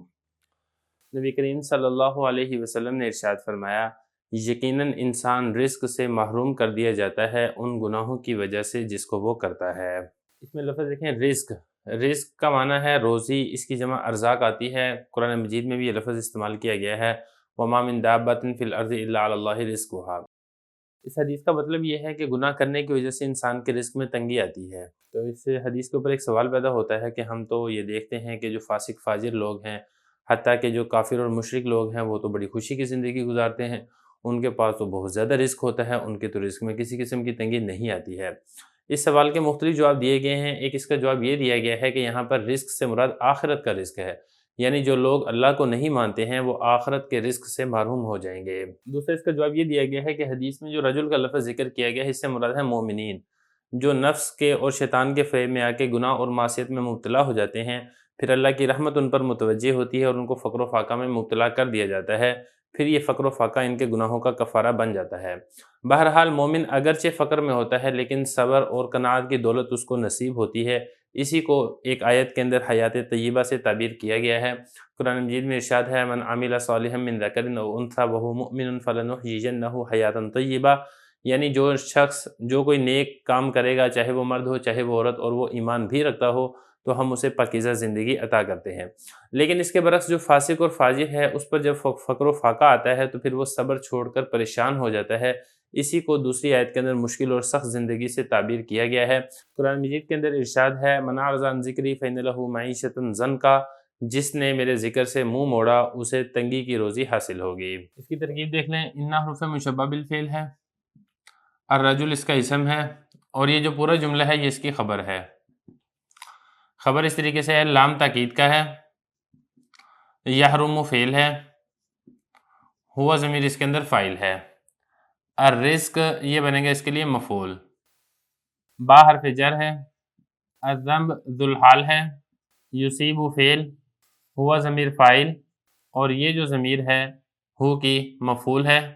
یصیب فعل اپنے فاعل اور مفعول سے مل کر جملہ فعلیہ خبریہ ہو کر اس ذوالحال سے بنے گا حال، ذوالحال حال مل کر با جار کے لیے بنے گا مجرور، جار مجرور مل کر یہ لیحرم فعل کے متعلق ہوگا۔ لیحرم فعل اپنے فاعل مفعول اور متعلق سے مل کر جملہ فعلیہ خبریہ ہو کر ان حروف مشبہ بالفعل کی خبر ہے۔ ان حروف مشبہ بالفعل اپنے اسم و خبر سے مل کر جملہ اسمیہ خبریہ ہوگا۔ بسم اللہ الرحمن الرحیم۔ زاد طالبین کا 5واں باب ہے حروف مشبہ بالفعل، سبق نمبر 17 میں خوش آمدید۔ آج کے سبق میں ہم پڑھیں گے کہ انسان موت سے پہلے اپنا رزق مکمل کر لیتا ہے۔ قال رسول اللہ صلی اللہ علیہ وسلم ان نفسا لن تموت حتی تستکمل رزقہا، نبی کریم صلی اللہ علیہ وسلم نے ارشاد فرمایا یقیناً کوئی جاندار اس وقت تک نہیں مرتا ہے جب تک وہ اپنا رزق مکمل نہیں کر لیتا۔ اس میں ایک لفظ دیکھیں، تموتا، ماتا یموت موتن، اس کا معنی ہوتا ہے مرنا، باب اس کا ناصرہ ینصر آتا ہے، آگے ہے تستکملا، استکمل یستکمل استکمال، باب اس کا استفعال ہے اور اس کا معنی ہوتا ہے مکمل کرنا، اور یہ مجرد سے بھی آتا ہے، مجرد سے پھر یہ باب ناصرہ سے آتا ہے، باب کارومہ سے آتا ہے، اور باب سامیہ سے آتا ہے، اور یہ ان ساروں کا معنی تقریباً ایک جیسا ہی ہے، یعنی پورا ہونا اور مکمل ہونا۔ حدیث مبارک کا مطلب یہ ہے کہ ہر جاندار کا رزق اللہ تعالیٰ نے مقرر کر دیا ہے، جب تک وہ اپنا رزق مکمل نہیں کر لیتا ہے تب تک اس کو موت نہیں آتی ہے، خواہ وہ اپنے رزق کے حصول میں شب و روز محنت کرے یا اللہ تعالیٰ کی ذات پر توکل کرے، اور جتنا اللہ تعالیٰ نے معاش کی کوشش اور تلاش کا حکم دیا ہے اس کو پورا کرے۔ دونوں صورتوں کے اندر اس کو رزق اتنا ہی ملتا ہے جتنا اس کی تقدیر میں لکھا جا چکا ہوتا ہے۔ قرآن مجید کے اندر ارشاد ہے، اللہ تعالیٰ نے فرمایا اللہ الذی خلقکم ثم رزقکم ثم یمیتکم، اللہ تعالیٰ نے تمہیں پیدا کیا، پھر اللہ تعالیٰ نے تمہیں رزق دیا، پھر اللہ تعالیٰ تمہیں مارے گا، پھر اسی طریقے سے اللہ تعالیٰ تمہیں زندہ بھی کرے گا۔ تو اللہ تعالیٰ نے جس ذی روح کو بھی پیدا کیا ہے، پیدائش کے ساتھ ہی اس کا رزق لکھ دیا جاتا ہے، پوری زندگی کے اندر اس نے جتنا رزق استعمال کرنا ہوتا ہے اتنا رزق اس کو ملتا ہے۔ لہذا انسان کو چاہیے کہ رزق کمانے میں اللہ تعالیٰ کی حدود اور ضوابط کا خیال رکھے، ناجائز اور حرام طریقے سے رزق نہ حاصل کرے بلکہ حلال ذرائع سے رزق کمانے کی کوشش کرے۔ اب چلتے ہیں اس کی ترکیب کی طرف۔ ان حروف مشبہ بالفعل ہے، نفسن اس کا اسم ہے، لن تموتا یہ فعل ہے، اس میں ہی ضمیر فاعل ہے، حتی حرف جر ہے، تستکملہ فعل، اس میں ہی ضمیر فاعل جو کہ نفس کی طرف لوٹ رہی ہے، رزق مضاف، ہا ضمیر مضاف الیہ، مضاف الیہ سے مل کر تستکملہ کا مفعول ہے، تستکملہ فعل اپنے فاعل اور مفعول سے مل کر جملہ فعلیہ خبریہ ہو کر ان مصدر کی تعویل میں ہو کر حتی کے لیے بنے گا مجرور، کیونکہ حتی کے بعد ان مقدر ہوتا ہے، تو حتی حرف جر اپنے مجرور سے مل کر پھر یہ لن تموتا فعل کے متعلق ہوگا، لن تموتا فعل اپنے فاعل ہی ضمیر اور متعلق سے مل کر جملہ فعلیہ خبریہ ہو کر پھر یہ انا کی خبر ہے، انا حروف مشبہ بالفعل اپنے اسم و خبر سے مل کر جملہ اسمیہ خبریہ ہوگا۔ بسم اللہ الرحمن الرحیم۔ زاد طالبین کا 5واں باب ہے حروف مشبہ بالفعل، سبق نمبر 18 میں خوش آمدید۔ آج کے سبق میں ہم پڑھیں گے کہ صدقہ اللہ کے غصے کو ٹھنڈا کرتا ہے۔ قال رسول اللہ صلی اللہ علیہ وسلم ان الصدقۃ لتطفئ غضب الرب وتدفع میتۃ السوء، نبی کریم صلی اللہ علیہ وسلم نے ارشاد فرمایا بلا شبہ صدقہ اللہ کے غضب کو ٹھنڈا کرتا ہے اور بری موت سے بچاتا ہے۔ اس میں ایک لفظ دیکھنے والا ہے وہ ہے تطفئ، اطفأ یطفئ اطفاء، اس کا مطلب ہوتا ہے آگ کا بجھانا، دفع یدفع اس کا مطلب ہوتا ہے دور کرنا۔ میتا یہ موت کو کہا جاتا ہے۔ اب چلتے ہیں اس حدیث کی تشریح کی طرف۔ مالداروں پر اللہ رب العزت نے پورے سال میں ایک مرتبہ زکوٰۃ کو فرض کیا ہے، جو کہ کل مال کا 40واں حصہ ہوتا ہے۔ اس کے علاوہ انسان روزمرہ زندگی میں صدقہ دیتا ہے، جو کہ اللہ رب العزت کی جانب سے فرض اور واجب تو نہیں ہے، لیکن دین اسلام میں اس کی بہت زیادہ تاکید آئی ہے۔ علماء فرماتے ہیں کہ اس حدیث میں صدقہ دینے والے کے لیے حسن خاتمہ کی بھی بشارت ہے کہ جو شخص اخلاص کے ساتھ صدقہ دیتا رہتا ہے، اللہ تعالیٰ اسے اچھا خاتمہ عطا فرمائیں گے۔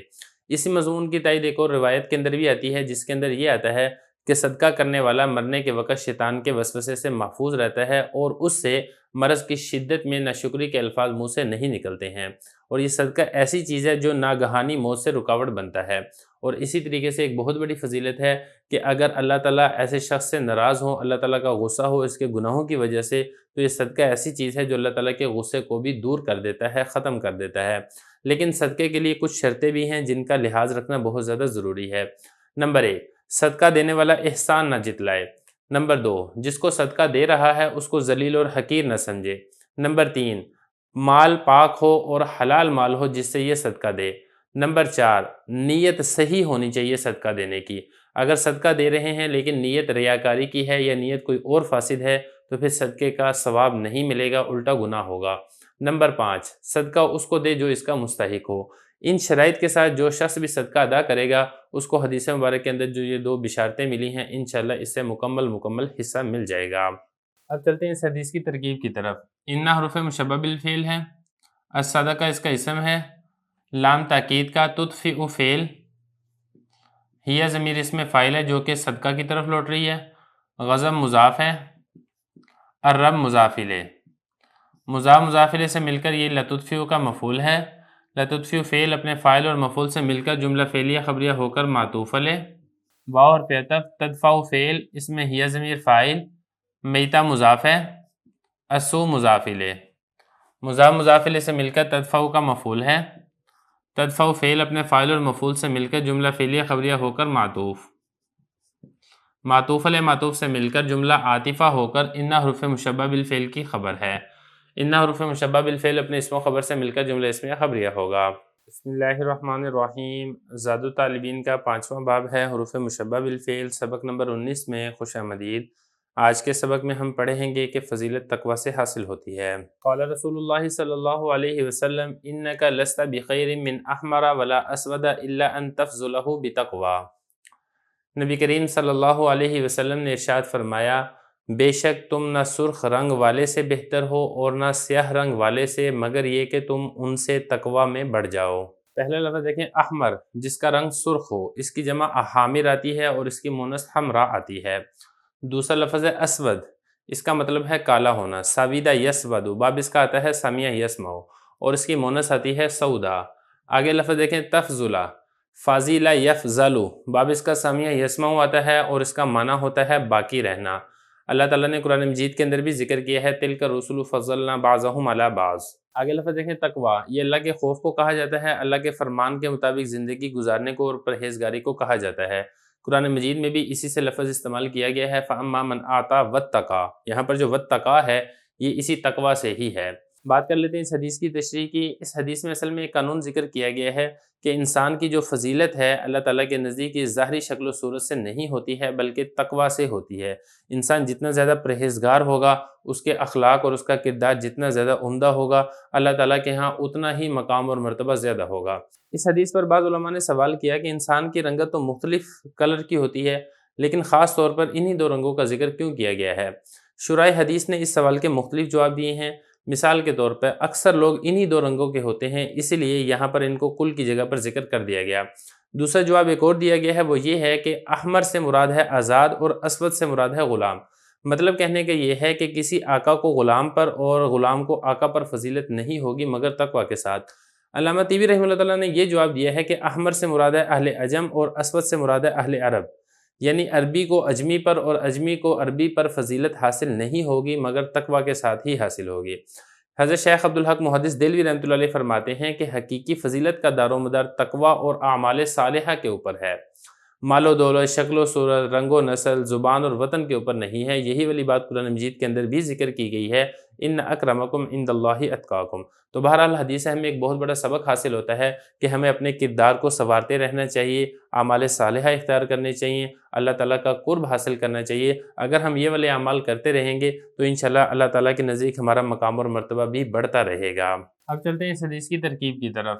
ان حروف مشبہ بالفعل ہے، کاف ضمیر اس کا اسم ہے، لستہ فعل ناقص ہے، اس میں جو تا ضمیر ہے یہ اس کے لیے بنے گا اسم، با حرف جر خیر مجرور، من حرف جر احمر معطوف علیہ، واو حرف عطف لام الف لا زائدہ اسود معطوف، معطوف علیہ معطوف سے مل کر من جار کا مجرور ہے۔ یہ دونوں جار مجرور مل کر ثابتاً شبہ فعل کے متعلق ہوں گے۔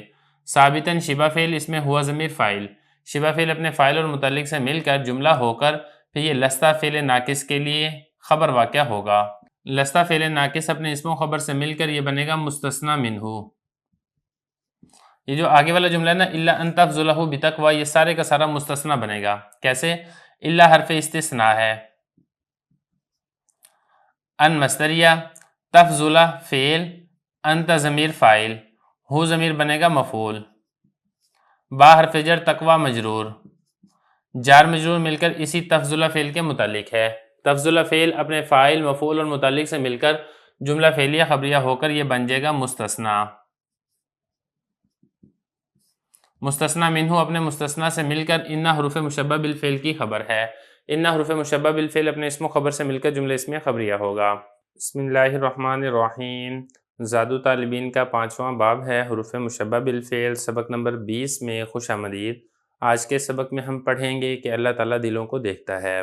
قال رسول اللہ صلی اللہ علیہ وسلم ان اللہ لا ينظر الى صورکم واموالکم ولکن ينظر الى قلوبکم واعمالکم۔ نبی کریم صلی اللہ علیہ وسلم نے ارشاد فرمایا، بلا شبہ اللہ تعالیٰ تمہاری صورتوں کو اور تمہارے مالوں کو نہیں دیکھتا، بلکہ وہ تو تمہارے دلوں کو اور تمہارے اعمال کو دیکھتا ہے۔ نظر ینظر اس کا مطلب ہوتا ہے دیکھنا۔ صور یہ صورتن کی جمع ہے بمعنی شکل، قلوب یہ قلب کی جمع ہے، دل کو کہا جاتا ہے، اموال یہ مال کی جمع ہے، اعمال یہ عمل کی جمع ہے۔ اب چلتے ہیں اس حدیث کی تشریح کی طرف۔ اس حدیث مبارک میں ارشاد فرمایا گیا ہے کہ اللہ تعالیٰ انسان کی ظاہری چیزوں کو نہیں دیکھتا ہے، بلکہ اللہ تعالیٰ انسان کے باطنی طور اور طریقوں کو دیکھتا ہے کہ اس کے اندر اخلاص کتنا ہے، اس کے اندر للہیت کتنی ہے۔ یہی وجہ ہے کہ ایک اور حدیث کے اندر بھی نبی کریم صلی اللہ علیہ وسلم کا ارشاد ہے، تمام اچھے اعمال کی روح اور جان یہی اخلاص ہے۔ اس حدیث سے معلوم ہوتا ہے کہ اللہ تعالیٰ کے نزدیک قبولیت کا دار و مدار کسی انسان کی شکل و صورت نہیں ہے۔ اللہ تعالیٰ کسی کے حسین کو اپنے قریب نہیں کرتے ہیں، جس کی شکل و صورت زیادہ حسین ہو یا جس کے پاس مال و دولت زیادہ ہو، بلکہ اللہ تعالیٰ تو اس کو اپنے زیادہ قریب کرتے ہیں جس کی نیت خالص ہو، جس کا اعمال اچھے ہوں، جس کا کردار نیک ہو۔ تو خلاصہ یہ ہے کہ اپنے باطن کو آپ جتنا زیادہ سنوار لیں گے، اللہ تعالیٰ کے اتنا ہی زیادہ قرب کے حقدار بن جائیں گے اور اللہ تعالیٰ کی رحمت خاصہ کے آپ امیدوار بھی بن جائیں گے۔ لیکن اگر ایسا ہے کہ ظاہری اعمال تو بہت اچھے ہیں لیکن اخلاص کی دولت اللہ تعالیٰ نے عطا نہیں کی ہے، باطن کے اندر ریاکاری ہے، باطن کے اندر شرک ہے، تو پھر ایسی صورت میں ظاہری اعمال جتنے بھی اچھے کیوں نہ ہو وہ بالکل ضائع اور اکارت چلے جاتے ہیں۔ یہی وجہ ہے کہ حضرت معروف کرخی رحمہ اللہ تعالیٰ اپنے نفس کو ملامت کرتے ہوئے فرماتے تھے، اے نفس اخلاص پیدا کر، اسی سے خلاصی ممکن ہے۔ تو بہرحال اپنے نفس کا، اپنی نیت کا جائزہ لیتے رہنا چاہیے کہ ہمارے دل کی توجہ اللہ تعالیٰ کی طرف کتنی زیادہ ہے اور ظاہری چیزوں کی طرف اور لوگوں کی طرف ہمارے دل کی توجہ کتنی زیادہ ہے۔ جتنی زیادہ توجہ اللہ تعالیٰ کی طرف ہوگی، اعمال صالحہ کی طرف ہوگی، اللہ کی رضا کی فکر مندی ہوگی، اتنا ہی زیادہ انشاءاللہ اللہ تعالیٰ کا قرب بھی حاصل ہوگا۔ اب چلتے ہیں اس حدیث کی ترکیب کی طرف۔ ان حروف مشبہ بالفعل ہے، لفظ اللہ اس کا اسم ہے، لا ينظر فعل ہے، الی حرف جر، صور مضاف، کم مضاف الیہ، مضاف مضاف الیہ سے مل کر معطوف علیہ، واو حرف عطف، اموال مضاف، کم مضاف الیہ، مضاف مضاف الیہ سے مل کر معطوف، معطوف علیہ معطوف سے مل کر الی جار کا مجرور، جار مجرور مل کر لا ينظر فعل کے متعلق، لا ينظر فعل اپنے فاعل اور متعلق سے مل کر جملہ فعلیہ خبریہ ہو کر ان حروف مشبہ بالفعل کی خبر، ان حروف مشبہ بالفعل اپنے اسم و خبر سے مل کر جملہ اسمیہ خبریہ ہو کر معطوف علیہ، واو حرف عطف، لاکن حرف استدراک، ینظر فعل، ہوا ضمیر فاعل، الی حرف جر، قلوب مضاف، کم مضاف الیہ، مضاف الیہ سے مل کر معطوف علیہ، واو حرف عطف، اعمال مضاف، کم مضاف الیہ، مضاف الیہ سے مل کر معطوف علیہ معطوف سے مل کر الی جار کا مجرور، جار مجرور مل کر ینظر فعل کے متعلق، ینظر فعل اپنے فاعل اور متعلق سے مل کر جملہ فعلیہ خبریہ ہو کر یہ بن جائے گا معطوف علیہ اپنے معطوف سے مل کر جملہ عاطفہ ہوگا۔ بسم اللہ الرحمن الرحیم۔ زاد طالبین کا 5واں باب ہے حروف مشبہ بالفعل، سبق نمبر 21 میں خوش آمدید۔ آج کے سبق میں ہم پڑھیں گے کہ ہنسمکھ ہونا افضل ہے۔ قال رسول اللہ صلی اللہ علیہ وسلم ان من المعروف ان تلقى اخاک بوجہ طلیق۔ نبی کریم صلی اللہ علیہ وسلم نے ارشاد فرمایا یقیناً یہ بھی نیکی ہے کہ تم اپنے مسلمان بھائی سے چہرے کی بشاشت کے ساتھ ملو۔ اس میں ایک لفظ دیکھیں تلقا، لقیہ یلقا، اس کا مطلب ہوتا ہے ملاقات کرنا۔ آگے لفظ دیکھیں تلیقن، اس کو 3 طریقے سے پڑھا گیا ہے، تلیقن، تلقن اور تلقن، یعنی اس میں لام کے اوپر کسرہ بھی پڑھا گیا ہے، لام ساکن بھی ہے، تا پر کسرہ ہو اور تا کے اوپر ضمہ ہو اور لام ساکن ہو، تینوں طریقے سے پڑھا گیا ہے، بمعنی کشادہ اور خوش و خرم۔ باب اس کا آتا ہے کرم یکرم، تعلق یطلق تلقن، اس کا مطلب ہوتا ہے ہنس مکھ ہونا۔ اس حدیث مبارک میں شریعت کی یہ تعلیم دی گئی ہے کہ جب کسی سے ملاقات کی جائے، چاہے آپ کسی کی ملاقات کے لیے جائیں یا کوئی اور شخص آپ سے ملاقات کرنے کے لیے ہے، تو آپ اس کو ہنس مکھ چہرے کے ساتھ ملیں۔ آپ کے چہرے کے اوپر سمائل ہونی چاہیے، تھوڑی تھوڑی ہنسی ہونی چاہیے، چہرے پر خوشی کے اثرات ہونی چاہیے۔ اس طریقے سے اگر آپ ملاقات کریں گے تو اس کو معروف اور نیکی فرمایا گیا ہے۔ اصل میں حدیث کے اندر لفظ ذکر کیا گیا ہے معروف۔ معروف ہر اس کام کو کہتے ہیں جس کو عقل یا شریعت اچھا سمجھتی ہو۔ علماء کرام فرماتے ہیں کہ اس طریقے سے ملنے کو نیکی اس وجہ سے کہا گیا ہے کہ جب آپ اس طریقے سے ملیں گے خوشی کے ساتھ، تو جو آپ سے مل رہا ہے اس کو خوشی اور فرحت حاصل ہوگی، اور مسلمان کے دل کو خوش کرنا یہ بہت بڑی نیکی ہے۔ لیکن اگر آپ منہ بنا کر مل رہے ہیں اور آپ نے اس طریقے سے منہ بسورا ہوا ہے، تیوری چڑھائی ہوئی ہے، تو جو شخص آپ سے ملے گا اس کے دل میں آپ سے نفرت پیدا ہوگی اور اس کا دل دوبارہ آپ سے ملاقات کرنے کو نہیں چاہے گا۔ بعض علماء نے یہ بھی لکھا ہے کہ تمہارا کوئی دشمن بھی تم سے ملاقات کرنے کے لیے تب بھی یہی حکم ہے کہ اس سے ہنسی خوشی ملاقات کی جائے۔ اور استدلال کرتے ہوئے ایک اور دوسری حدیث بھی لے کر رہے ہیں کہ حضرت عائشہ رضی اللہ عنہا ارشاد فرماتی ہیں کہ نبی کریم صلی اللہ علیہ وسلم ہمارے درمیان بیٹھے تھے اور ایک آدمی کی برائی بیان فرما رہے تھے۔ اس کے کچھ دیر بعد وہ آدمی خود مجلس کے اندر حاضر ہوا تو نبی کریم صلی اللہ علیہ وسلم اس کے ساتھ بہت ہی بشاشت کے ساتھ ملے۔ بہرحال یہ اسلام کی خصوصیت اور ہمہ گیری ہے کہ اپنے مسلمان بھائی کے ساتھ خندہ پیشانی اور ہنسمکھ چہرے کے ساتھ ملنے کو بھی نیکی قرار دیا گیا ہے۔ اب چلتے ہیں اس حدیث کی ترکیب کی طرف۔ ان حروف مشبہ بالفعل ہے، من حرف جر معروف مجرور، جار مجرور مل کر یہ ثابت شبہ فعل کے متعلق ہوگا۔ اس میں ہوا ضمیر فاعل، شبہ فعل اپنے فاعل اور متعلق سے مل کر جملہ ہو کر پھر یہ انا کے لیے خبر ہے۔ ان یہ مصدریہ ہے، تلقا فعل، انت ضمیر فاعل، اخا مضاف، کاف مضاف الیہ، مضاف الیہ سے مل کر تلقا کے لیے مفعول، با حرف جر وجہ موصوف، تلق صفت، موصوف صفت مل کر با جار کا مجرور، جار مجرور مل کر تلقا فعل کے متعلق ہے۔ تلقا فعل اپنے فاعل مفعول اور متعلق سے مل کر جملہ فعلیہ خبریہ ہو کر ان مصدر کی تعویل میں ہو کر ان حروف مشبہ بالفعل کا اسم ہے۔ ان حروف مشبہ بالفعل اپنے اسم و خبر سے مل کر جملہ اسمیہ خبریہ ہوگا۔ بسم اللہ الرحمن الرحیم۔ زاد طالبین کا 5واں باب ہے حروف مشبہ بالفعل، سبق نمبر 22 میں خوش آمدید۔ آج کے سبق میں ہم پڑھیں گے کہ اللہ کے ہاں مقرب کون ہے۔ قال رسول اللہ صلی اللہ علیہ وسلم ان اول الناس باللہ من بدأ بالسلام۔ نبی کریم صلی اللہ علیہ وسلم نے ارشاد فرمایا بلا شبہ لوگوں میں سے اللہ کے نزدیک وہ شخص زیادہ مقرب ہے جو سلام کرنے میں پہل کرے۔ اس میں لفظ دیکھیں اولا، اولا زیادہ حقدار اور زیادہ قریبی کو کہا جاتا ہے۔ قرآن مجید میں بھی ارشاد ہے النبی اولا بالمؤمنین من انفسہم۔ حدیث کے مخاطب وہ لوگ ہیں جو سلام کرنے کے حکم میں اور حقوق میں برابر درجہ رکھتے ہوں۔ مثال کے طور پہ 2 شخص راستے میں پیدل ملیں تو ان میں سے جو شخص پہل کرے گا وہ اس فضیلت میں داخل ہوگا، بخلاف اس صورت کے کہ کوئی شخص کسی کے پاس جاتا ہے اور وہ سلام میں پہل کرتا ہے تو وہ اس فضیلت میں داخل نہیں ہوگا، کیونکہ جو شخص جا رہا ہے اس کے ذمے ہے کہ وہ سلام کے اندر پہل کرے۔ علماء کرام نے فرمایا ہے کہ سلام میں ابتدا کرنے والے کے لیے اس حدیث میں جو فضیلت ذکر کی گئی ہے اس کی 2 وجہ ہیں۔ ایک وجہ تو یہ ہے کہ یہ نیک کام کے اندر سبقت لے جا رہا ہے، آگے بڑھ رہا ہے، لہذا اس کو فضیلت حاصل ہے۔ دوسری وجہ یہ ہے کہ یہ اپنے بھائی کی خیرخواہی چاہتا ہے اور سلام کے ذریعے سے اس کو دعا دے رہا ہے۔ اصل میں یہ جو لفظ ہے نا السلام علیکم، اس کے دو معنی کیے گئے ہیں۔ ایک معنی تو اس کا یہ ہے کہ اللہ تعالیٰ کی تجھ پر سلامتی ہو، اور دوسرا معنی اس کا یہ کیا گیا ہے کہ اللہ تعالیٰ تیرے حالات سے واقف ہیں، لہذا تو اللہ تعالیٰ سے غفلت نہ کر، اعمال اور آخرت کی فکر میں لگا رہے۔ تو بہرحال جو بھی معنی لیں آپ، یہ اپنے بھائی کی خیرخواہی چاہ رہا ہے، لہذا یہ پہل کرنے والے کو فضیلت حاصل ہوگی۔ اسی وجہ سے حضرت عمر رضی اللہ عنہ کا فرمان ہے کہ 3 چیزوں سے باہمی تعلقات کے اندر استحکام پیدا ہوتا ہے۔ نمبر 1، ملاقات کے وقت میں سلام میں ابتدا کرے۔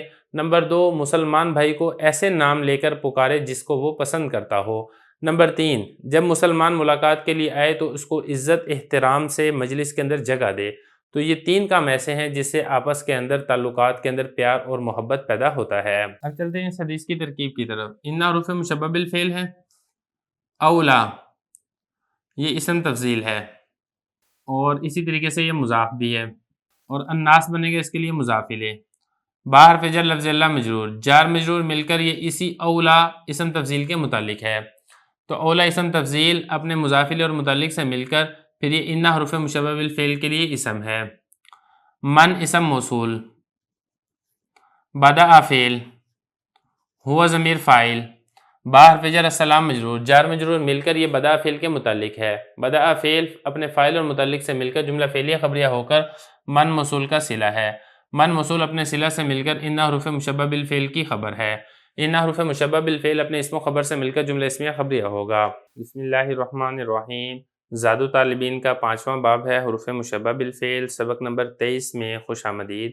آج کے سبق میں ہم سود کا نقصان پڑھیں گے۔ قال رسول اللہ صلی اللہ علیہ وسلم ان الربا وان کثر فان عاقبته تصیر الی قل۔ نبی کریم صلی اللہ علیہ وسلم نے ارشاد فرمایا، بے شک سود سے حاصل شدہ مال خواہ کتنا ہی ہو مگر آخرکار اس میں کمی آ جاتی ہے۔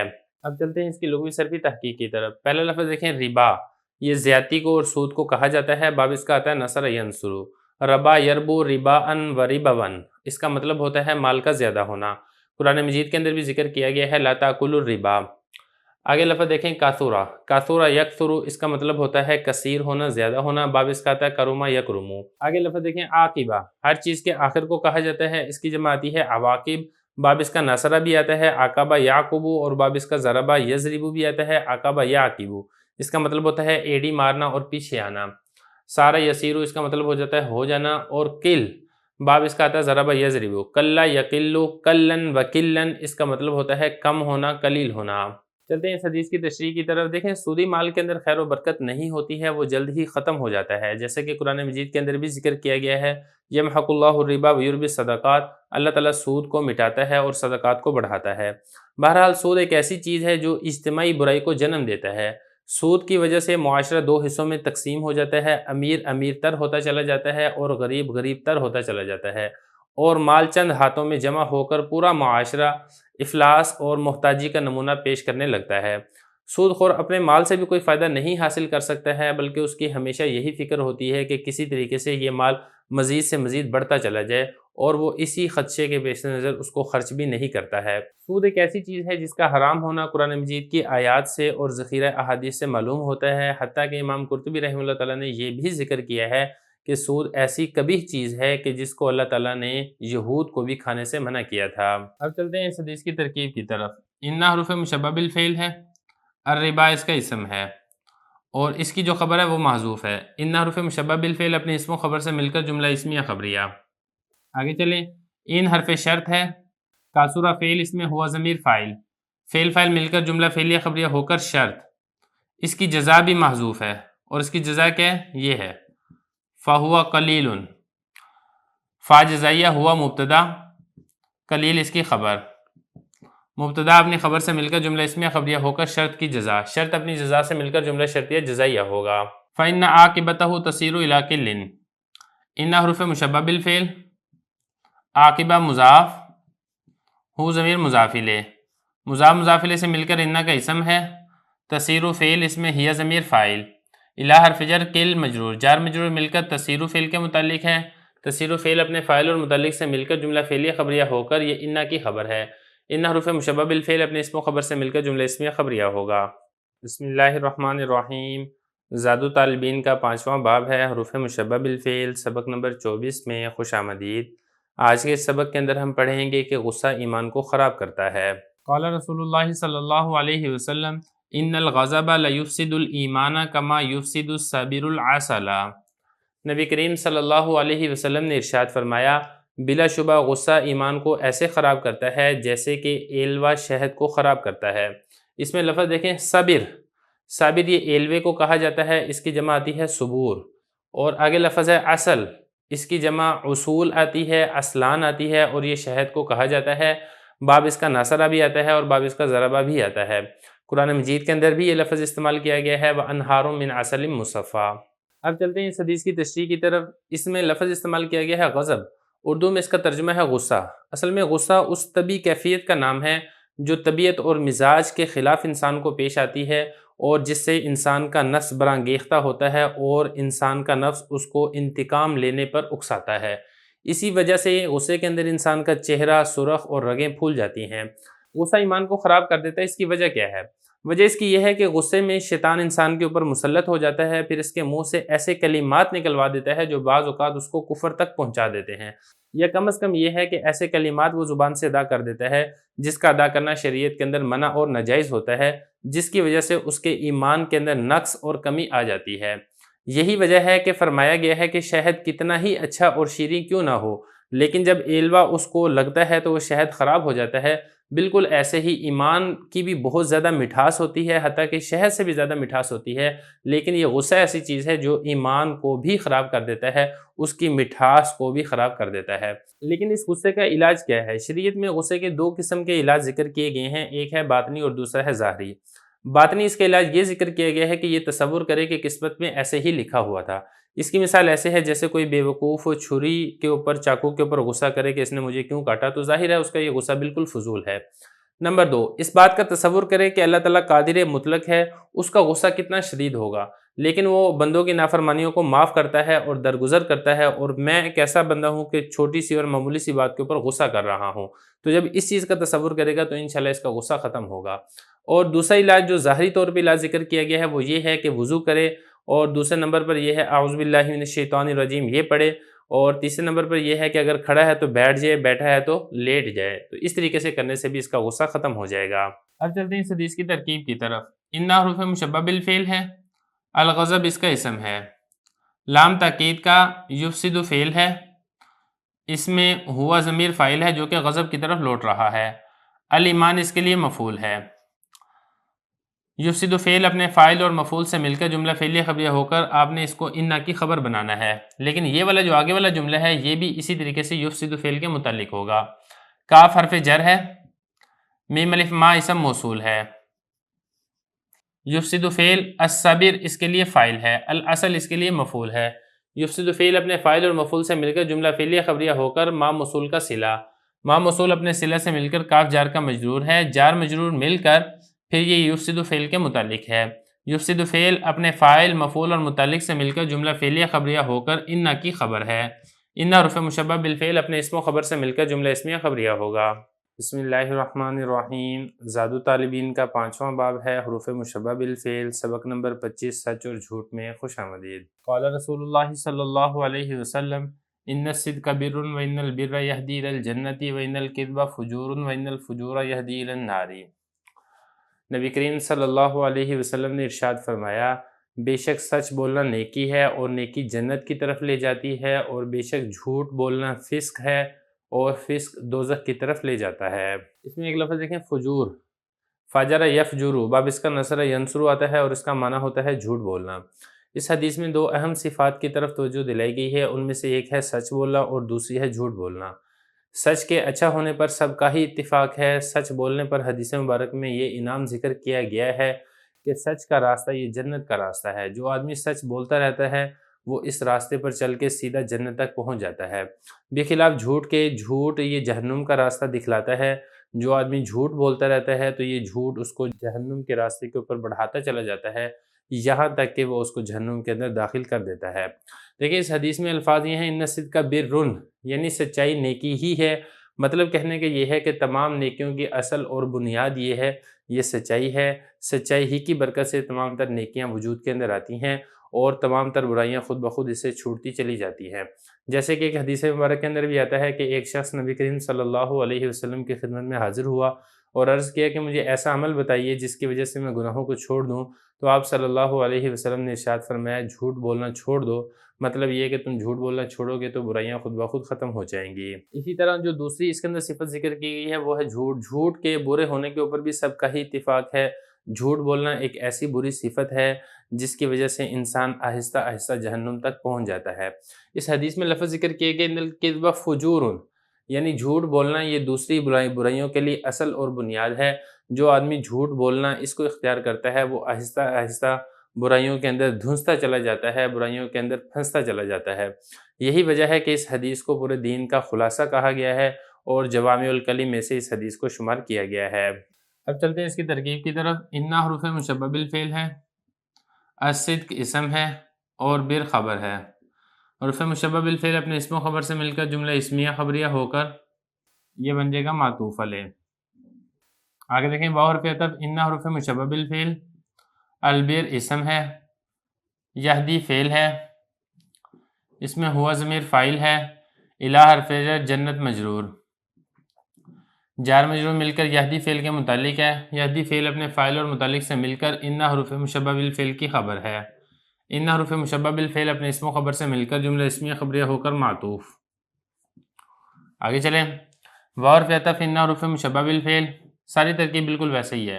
الکذب بنے گا اس کے لیے اسم، فجور بنے گا اس کے لیے خبر۔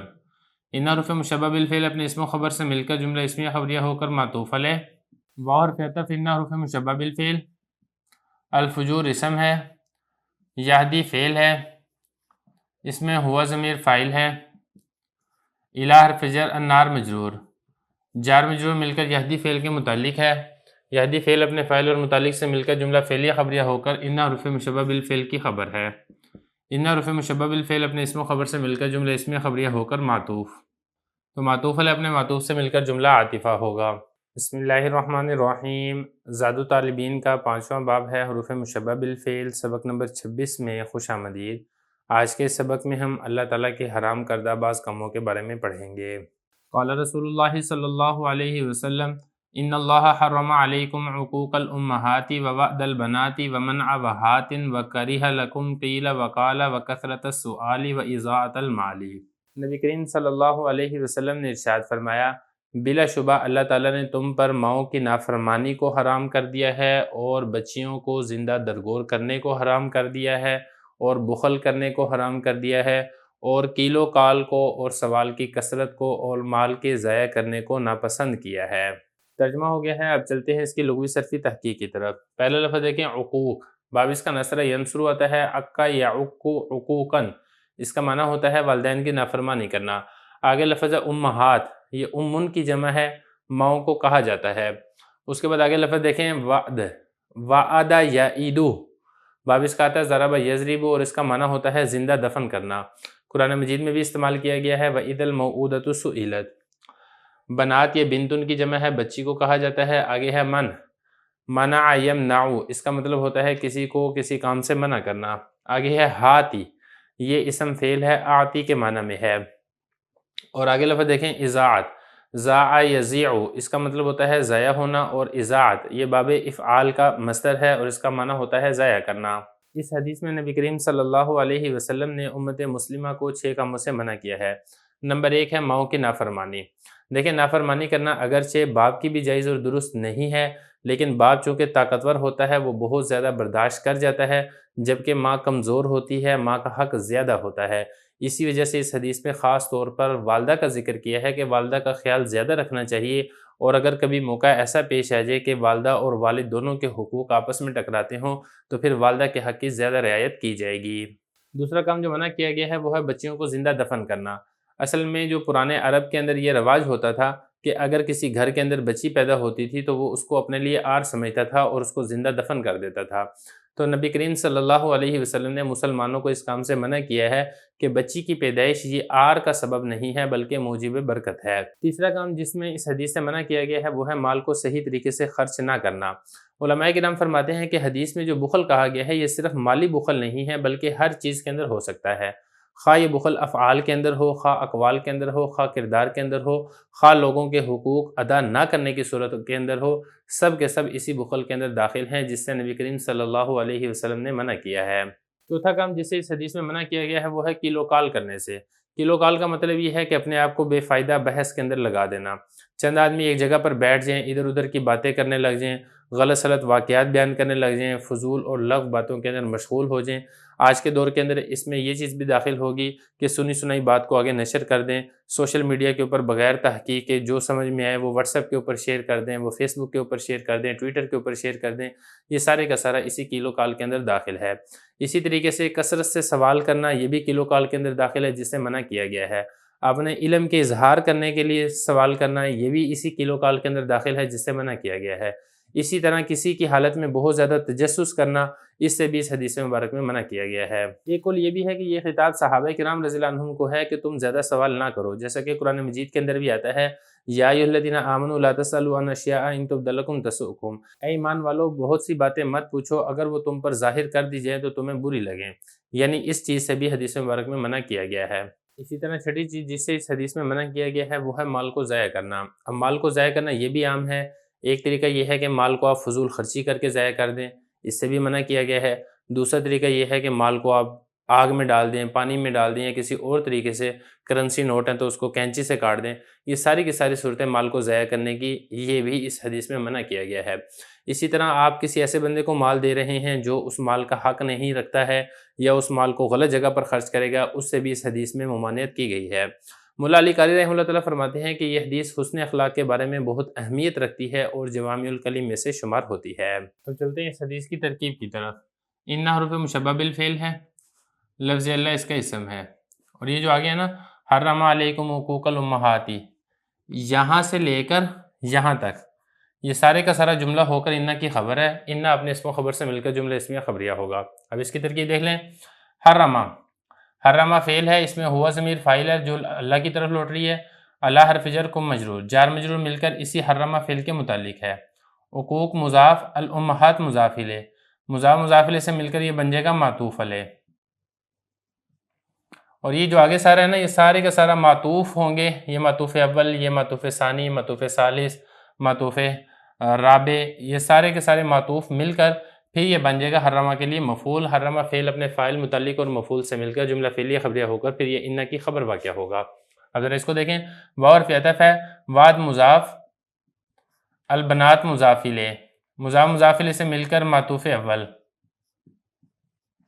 آگے دیکھیں، واو حرف عطف ہے، منع، یہ معطوف ثانی، واو حرف عطف ہے، ہاتھ، معطوف ثالث۔ آگے چلیں، یہ پھر آگے معطوف رابع بن جائے گا۔ واو حرف عطف، کریہ فعل ہے، ہوا ضمیر اس کے لیے فاعل ہے، لام حرف جر، کم ضمیر مجرور، جار مجرور مل کر اسی کریہ فعل کے متعلق ہے، قیل یہ بنے گا معطوف علیہ۔ واو حرف عطف، قال معطوف، معطوف علیہ معطوف سے مل کر یہ کریہ کے لیے بنے گا مفعول۔ کریہ فعل اپنے فاعل متعلق اور مفعول سے مل کر جملہ فعلیہ خبریہ ہو کر یہ معطوف ثالث تھا نا، یہ بنے گا معطوف رابع۔ آگے چلیں، واو حرف عطف، کثرت مضاف، السؤال مضاف الیہ، مضاف مضاف الیہ سے مل کر یہ بنے گا معطوف خامس، پانچواں معطوف۔ واو حرف عطف، اذاعت مضاف، المال مضاف الیہ، مضاف مضاف الیہ سے مل کر یہ بنے گا معطوف سادس۔ تو یہ معطوف علیہ اپنے 6 کے 6 معطوفات سے مل کر پھر یہ بن جائے گا حرمہ کے لیے مفعول۔ حرمہ فعل اپنے فاعل متعلق اور مفعول سے مل کر جملہ فعلیہ خبریہ ہو کر ان حروف مشبہ بالفعل کی خبر ہے۔ ان حروف مشبہ بالفعل اپنے اسم و خبر سے مل کر جملہ اسمیہ خبریہ ہوگا۔ بسم اللہ الرحمن الرحیم۔ زاد طالبین کا 5واں باب ہے حروف مشبہ بالفعل، سبق نمبر 27 میں خوش آمدید۔ آج کے سبق میں ہم اللہ کے لیے محبت اور اللہ کے لیے نفرت کے بارے میں پڑھیں گے۔ قال رسول اللہ صلی اللہ علیہ وسلم ان احب الاعمال الی اللہ تعالی الحب فی اللہ والبغض فی اللہ۔ نبی کریم صلی اللہ علیہ وسلم نے ارشاد فرمایا بلا شبہ تمام اعمال میں سے اللہ کے نزدیک سب سے زیادہ محبوب عمل اللہ کی رضا کی خاطر کسی سے دوستی کرنا اور اللہ کی رضا کی خاطر کسی سے دشمنی کرنا ہے۔ اب چلتے ہیں اس حدیث کی تشریح کی طرف۔ دیکھیں اللہ تعالیٰ کے لیے کسی سے محبت کرنا، حدیث میں اس کو بہترین عمل فرمایا گیا ہے۔ اس کی وجہ یہ ہے کہ جس شخص نے کسی دیندار سے محبت کی تو اب اس کے لیے عبادت کو، اطاعت کو اپنانا یہ آسان ہو جائے گا، کیونکہ حدیث کے اندر آتا ہے کہ آدمی اپنے دوست کے مذہب پر ہوتا ہے۔ تو اگر آپ کا دوست دیندار ہے اور آپ اس سے محبت کرتے ہیں تو پھر وہی والی چیزیں آپ کے اندر بھی آ جائیں گی اور آپ کے اندر بھی دین آنا شروع ہو جائے گا۔ یہاں پر سوال پیدا ہوتا ہے کہ اس سے بھی اچھے اعمال موجود ہیں، مثال کے طور پہ نماز ہے، جہاد ہے، روزہ ہے، تو پھر محبت اور نفرت کرنے کو سب سے اچھا اور بہترین اور محبوب عمل کیوں قرار دیا گیا ہے؟ اس کا جواب یہ دیا گیا ہے کہ اللہ تعالیٰ کے نزدیک محبت اور اسی طریقے سے بغض کو جو سب سے بہتر فرمایا گیا ہے یہ قلبی اعمال کے اعتبار سے ہے۔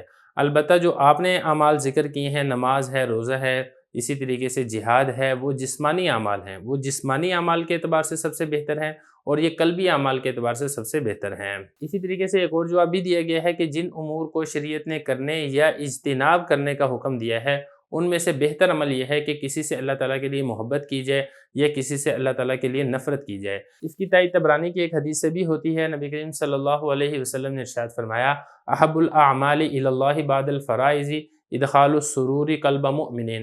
اللہ تعالیٰ کے ہاں سب سے محبوب عمل فرائض کے بعد وہ کسی مومن کے دل کو خوش کرنا ہے۔ خلاصہ یہ نکلے گا کہ اللہ تعالیٰ کے لیے محبت رکھنا، اللہ تعالیٰ کے لیے بغض رکھنا، نفرت رکھنا، یہ اہم ترین عبادات میں سے ہے۔ جو اللہ تعالیٰ کے مطیع اور فرما بردار بندے ہیں آپ ان سے محبت کریں، اور جو اللہ تعالیٰ کے نافرمان ہیں ان سے نفرت یہ بھی ہونی چاہیے، کیونکہ اگر آپ نفرت نہیں کریں گے تو دین اسلام کے ایک بڑے حکم کو ترک کر دیں گے۔ تو جس طریقے سے محبت کرنا یہ دین اسلام کا ایک حکم ہے، بالکل ایسے ہی اللہ تعالیٰ کے نافرمانوں سے اور بالخصوص جو اعلانیہ گناہ کرنے والے ہیں ان سے نفرت یہ بھی ایمان کا خاصہ ہے اور ایمان کی علامت ہے اور اللہ تعالیٰ کو بہت زیادہ محبوب ہے۔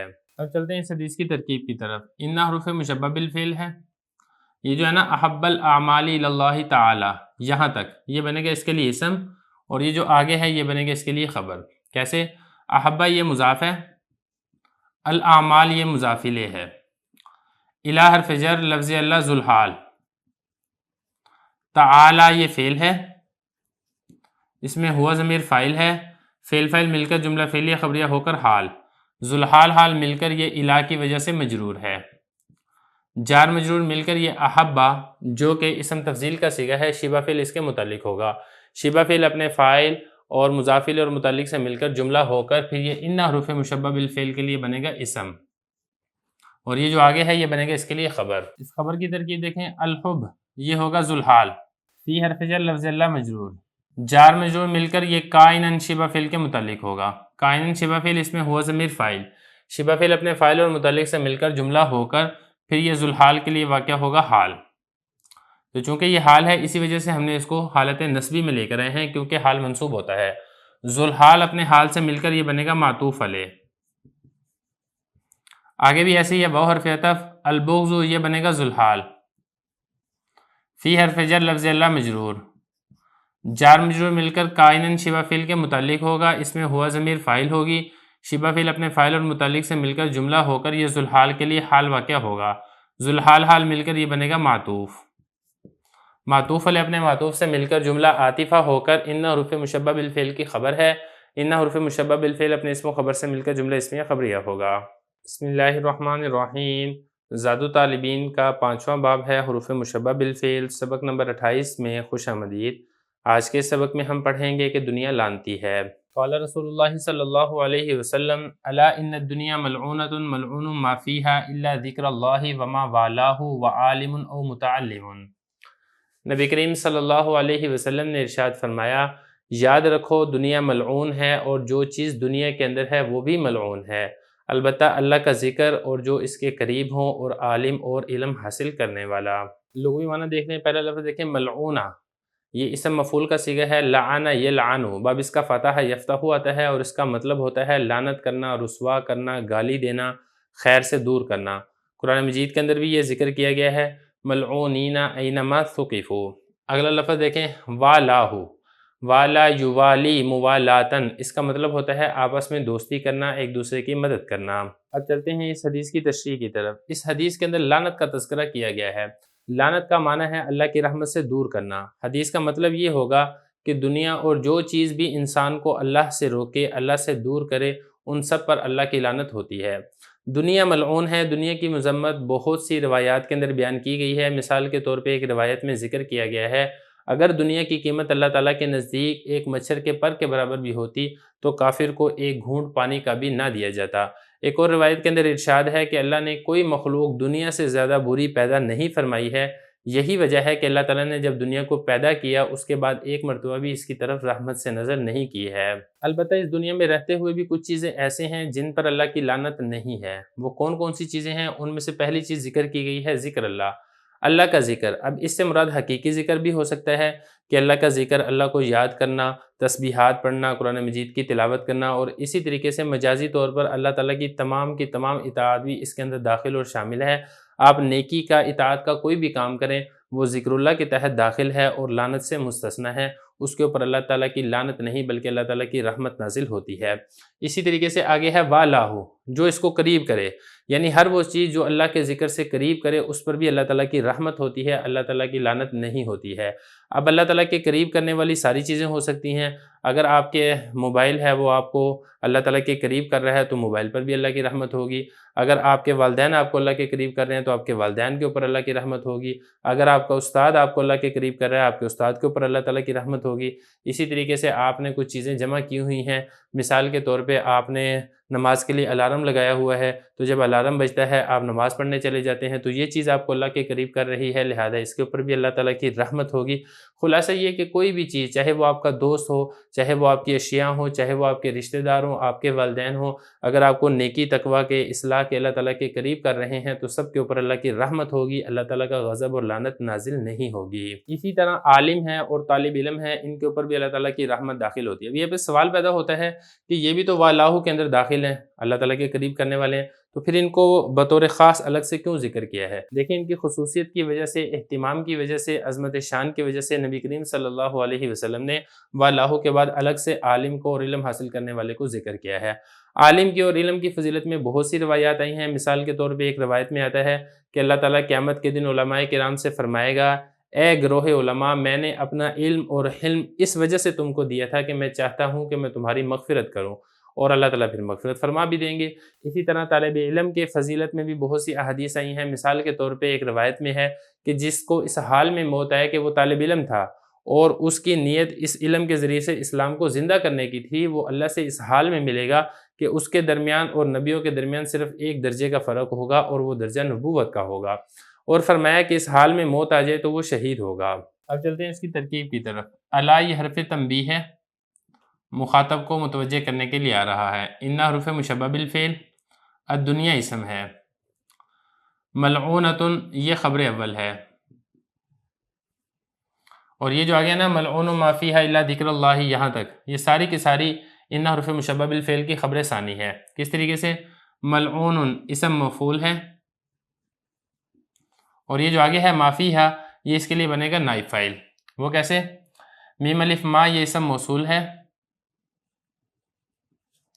فی حرف جر ہا ضمیر مجرور، جار مجرور مل کر یہ ثابتن شبہ فعل کے متعلق ہوگا۔ ثابتن شبہ فعل اس میں ہوا ضمیر فاعل، شبہ فعل اپنے فاعل اور متعلق سے مل کر جملہ ہو کر موصول کے لیے صلہ، موصول اپنے صلہ سے مل کر یہ پھر بنے گا، یہ جو ملعون مفعول کا صیغہ ہے اس کے لیے نائب فاعل۔ ملعون مفعول اپنے نائب فاعل سے مل کر جملہ ہو کر پھر یہ بن جائے گا مبین، اور یہ اس کا آگے بیان ہے۔ الا یہ استثناء لغو ہے، یعنی اس کی ترکیبی حیثیت کچھ نہیں ہے۔ ذکر مضاف لفظ اللہ مضاف الیہ، مضاف مضاف الیہ سے مل کر معطوف علیہ، واو حرف عطف، میم الف ما اسم موصول ہے، والا فعل ہے، اس میں ہوا ضمیر فاعل ہے، ہو ضمیر مفعول ہے، فعل فاعل مفعول مل کر جملہ فعلی خبریہ ہو کر موصول کے لیے صلہ، موصول اپنے صلہ سے مل کر یہ بن جائے گا معطوف اول، واو حرف عطف عالم معطوف ثانی، او حرف عطف متعلم معطوف ثالث، تو یہ معطوف علیہ اپنے سارے معطوفات سے مل کر یہ مبین کے لیے بن جائے گا عطف بیان، تو مبین اپنے عطف بیان سے مل کر ان حرف مشبہ بالفعل کی خبر ثانی ہے۔ ان حرف مشبہ بالفعل اپنے اسم اور دونوں خبروں سے مل کر جملہ اسمیہ خبریہ ہوگا۔ بسم اللہ الرحمن الرحیم۔ زاد الطالبین کا 5واں باب ہے حروف مشبہ بالفعل، سبق نمبر 29 میں خوش آمدید۔ آج کے سبق میں ہم مرنے کے بعد کام آنے والے اعمال پڑھیں گے۔ قال رسول اللہ صلی اللہ علیہ وسلم ان مما یلحق المؤمن من عمله وحسناته بعد موته علما علمه ونشره وولدا صالحا تركه او مصحفا ورثه او مسجدا بناه او بیتا لابن السبیل بناه او نهرا نجراه او صدقة اخرجها من ماله فی صحته وحیاته تلحقه من بعد موته۔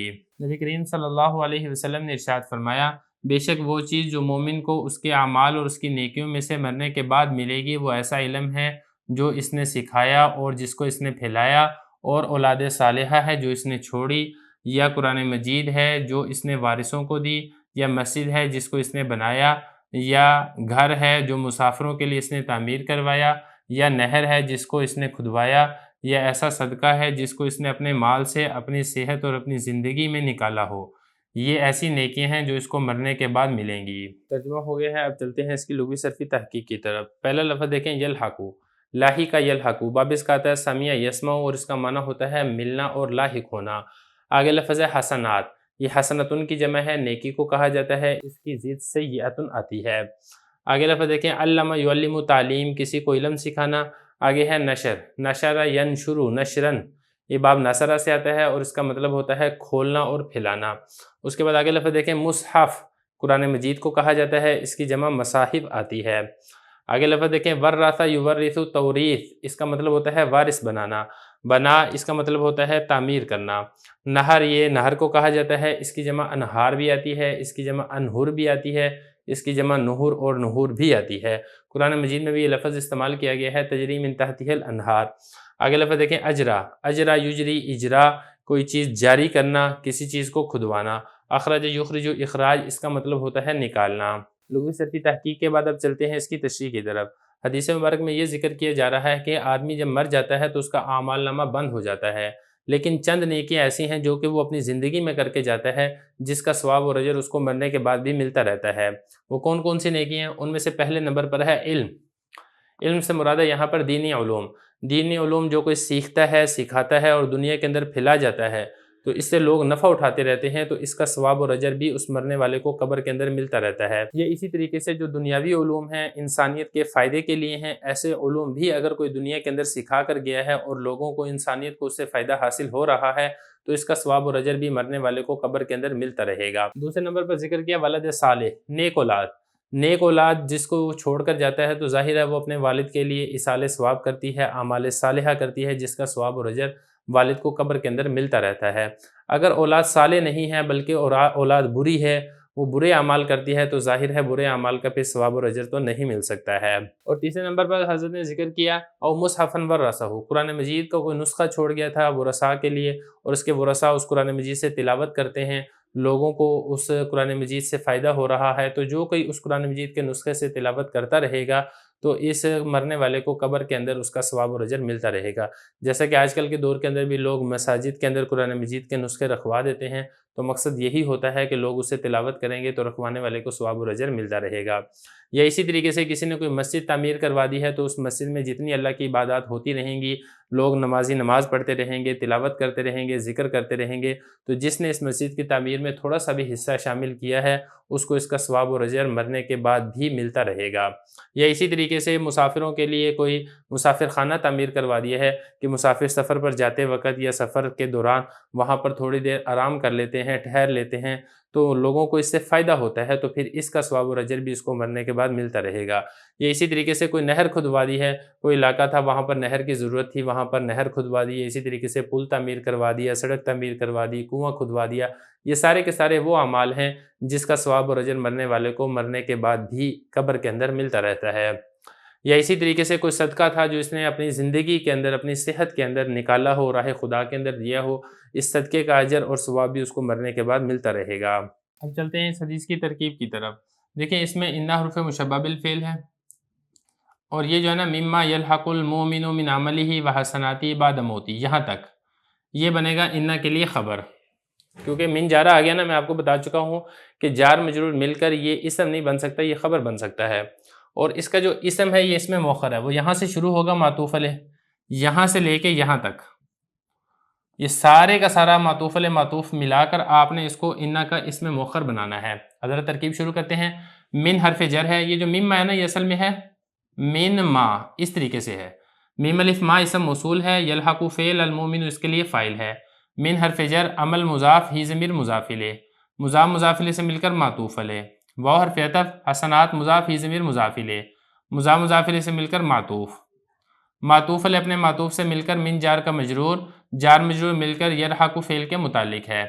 بعد مضاف موت مضاف الیہ مضاف ہی ضمیر مضاف الیہ، مضاف مضاف الیہ سے مل کر بعد کے لیے مضاف الیہ، بعد مضاف اپنے مضاف الیہ سے مل کر یہ یلحق کے لیے مفعول ہے۔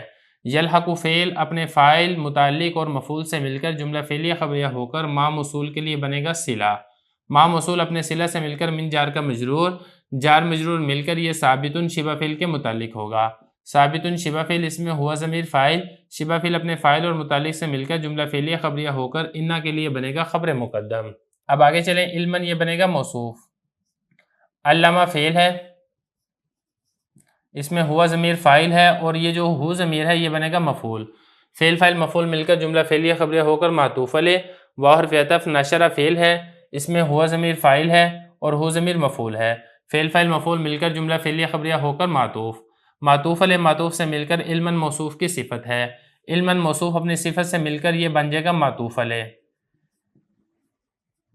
آگے چلیں، واو حرف عطف ہے، والدن یہ موصوف ہے، صالحاً یہ بنے گا صفت اول۔ تارکا یہ فعل ہے، اس میں ہوا ضمیر فاعل ہے اور ہو ضمیر مفعول ہے۔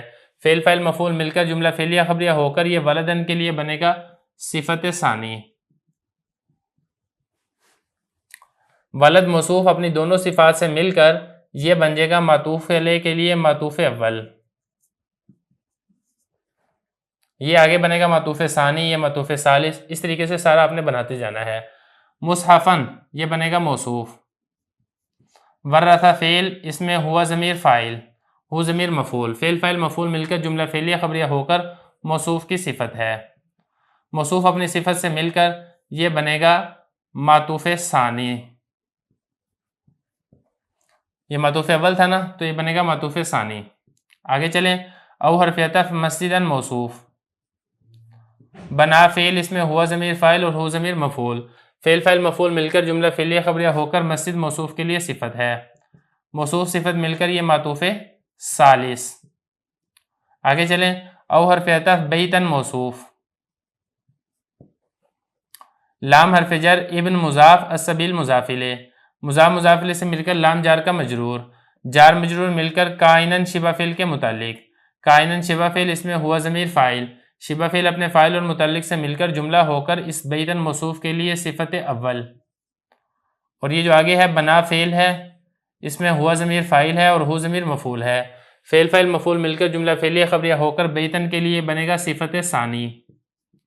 بیت موصوف اپنی دونوں صفات سے مل کر یہ بنے گا معطوف رابع۔ یہ اوپر سے چل رہا ہے معطوف علیہ معطوف، یہ میں نے بتایا تھا نا، علماً علمہ و نشرہ یہ معطوف علیہ تھا، ولدن صالحاً ترکہ معطوف اول، مصحفاً ورثہ معطوف ثانی، مسجداً بناہ معطوف ثالث، بیتاً لابن السبیل بناہ یہ معطوف رابع۔ آگے چلیں، او حرف عطف نہراً موصوف۔ اجرا فعل، اس میں ہوا ضمیر فاعل اور ہو ضمیر مفعول، فعل فاعل مفعول مل کر جملہ فعلیہ خبریہ ہو کر موصوف کی صفت۔ موصوف اپنی صفت سے مل کر یہ بنے گا معطوف خامس۔ او حرف عطف صدقتاً موصوف۔ اخرج فعل، اس میں ہوا ضمیر فاعل، ہا ضمیر بنے گا اخرجہ کے لیے مفعول، من حرف جر مال مضاف ہی ضمیر مضاف الیہ، مضاف مضاف الیہ سے مل کر من جار کا مجرور، جار مجرور مل کر اخرج فعل کے متعلق ہے۔ فی حرف جر صحت مضاف ہی ضمیر مضاف الیہ، مضاف مضاف الیہ سے مل کر معطوف علیہ۔ واو حرف عطف حیات مضاف ہی ضمیر مضاف الیہ، مضاف مضاف الیہ سے مل کر معطوف، معطوف علیہ معطوف سے مل کر فی جار کا مجرور، جار مجرور مل کر اخرجہ فعل کے متعلق ثانی،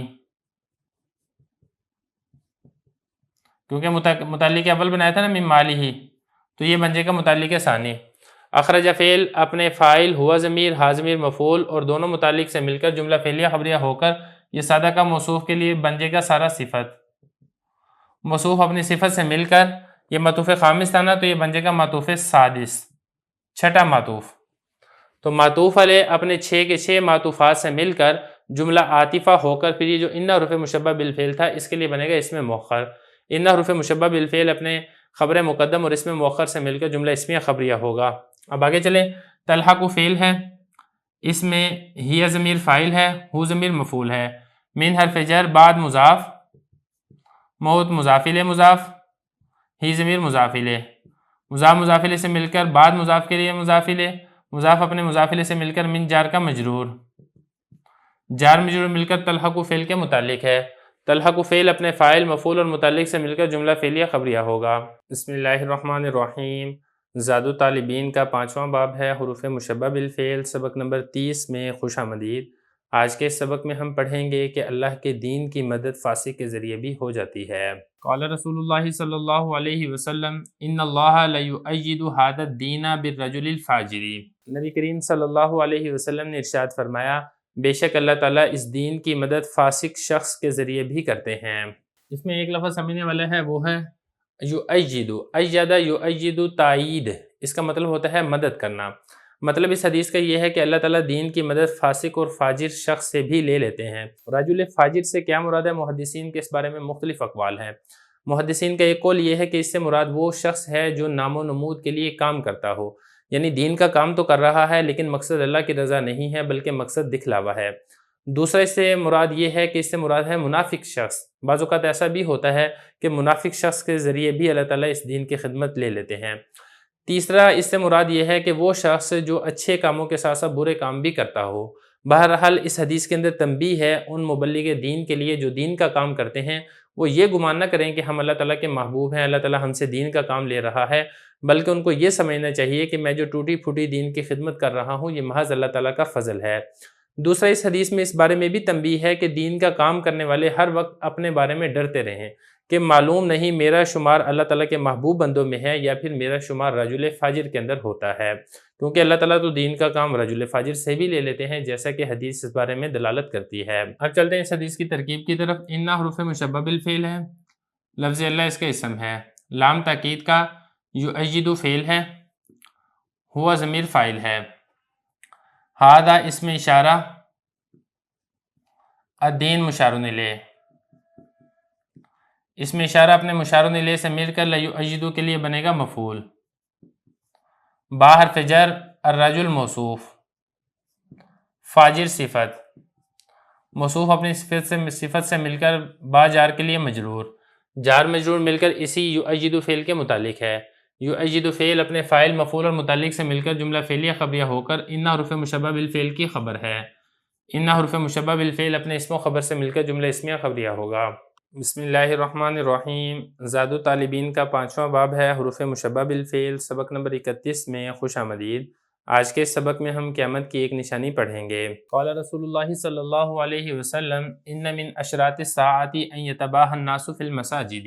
نبی کریم صلی اللہ علیہ وسلم نے ارشاد فرمایا یقیناً قیامت کی علامات میں سے ایک یہ بھی ہے کہ لوگ مساجد کی تعمیر میں فخر کریں گے۔ پہلا لفظ دیکھیں اشراط، یہ شرط کی جمع ہے، علامت کو کہا جاتا ہے، ہر چیز کے اول حصے کو کہا جاتا ہے۔ الساعہ، اس کے بھی مختلف معنی ہیں، ایک اس کا معنی ہے وقت، ایک اس کا معنی ہے گھڑی، ایک اس کا معنی ہے گھنٹہ، اور اسی طریقے سے ایک اس کا معنی قیامت ہے، اور یہاں پر اسی معنی میں استعمال ہو رہا ہے۔ یتباہا، تباہا یتباہا تباہی، باب اس کا تفاعل آتا ہے اور اس کا مطلب ہوتا ہے فخر کرنا، اور فخر میں ایک دوسرے سے بڑھ کر مقابلہ کرنا۔ اب چلتے ہیں اس حدیث کی تشریح کی طرف۔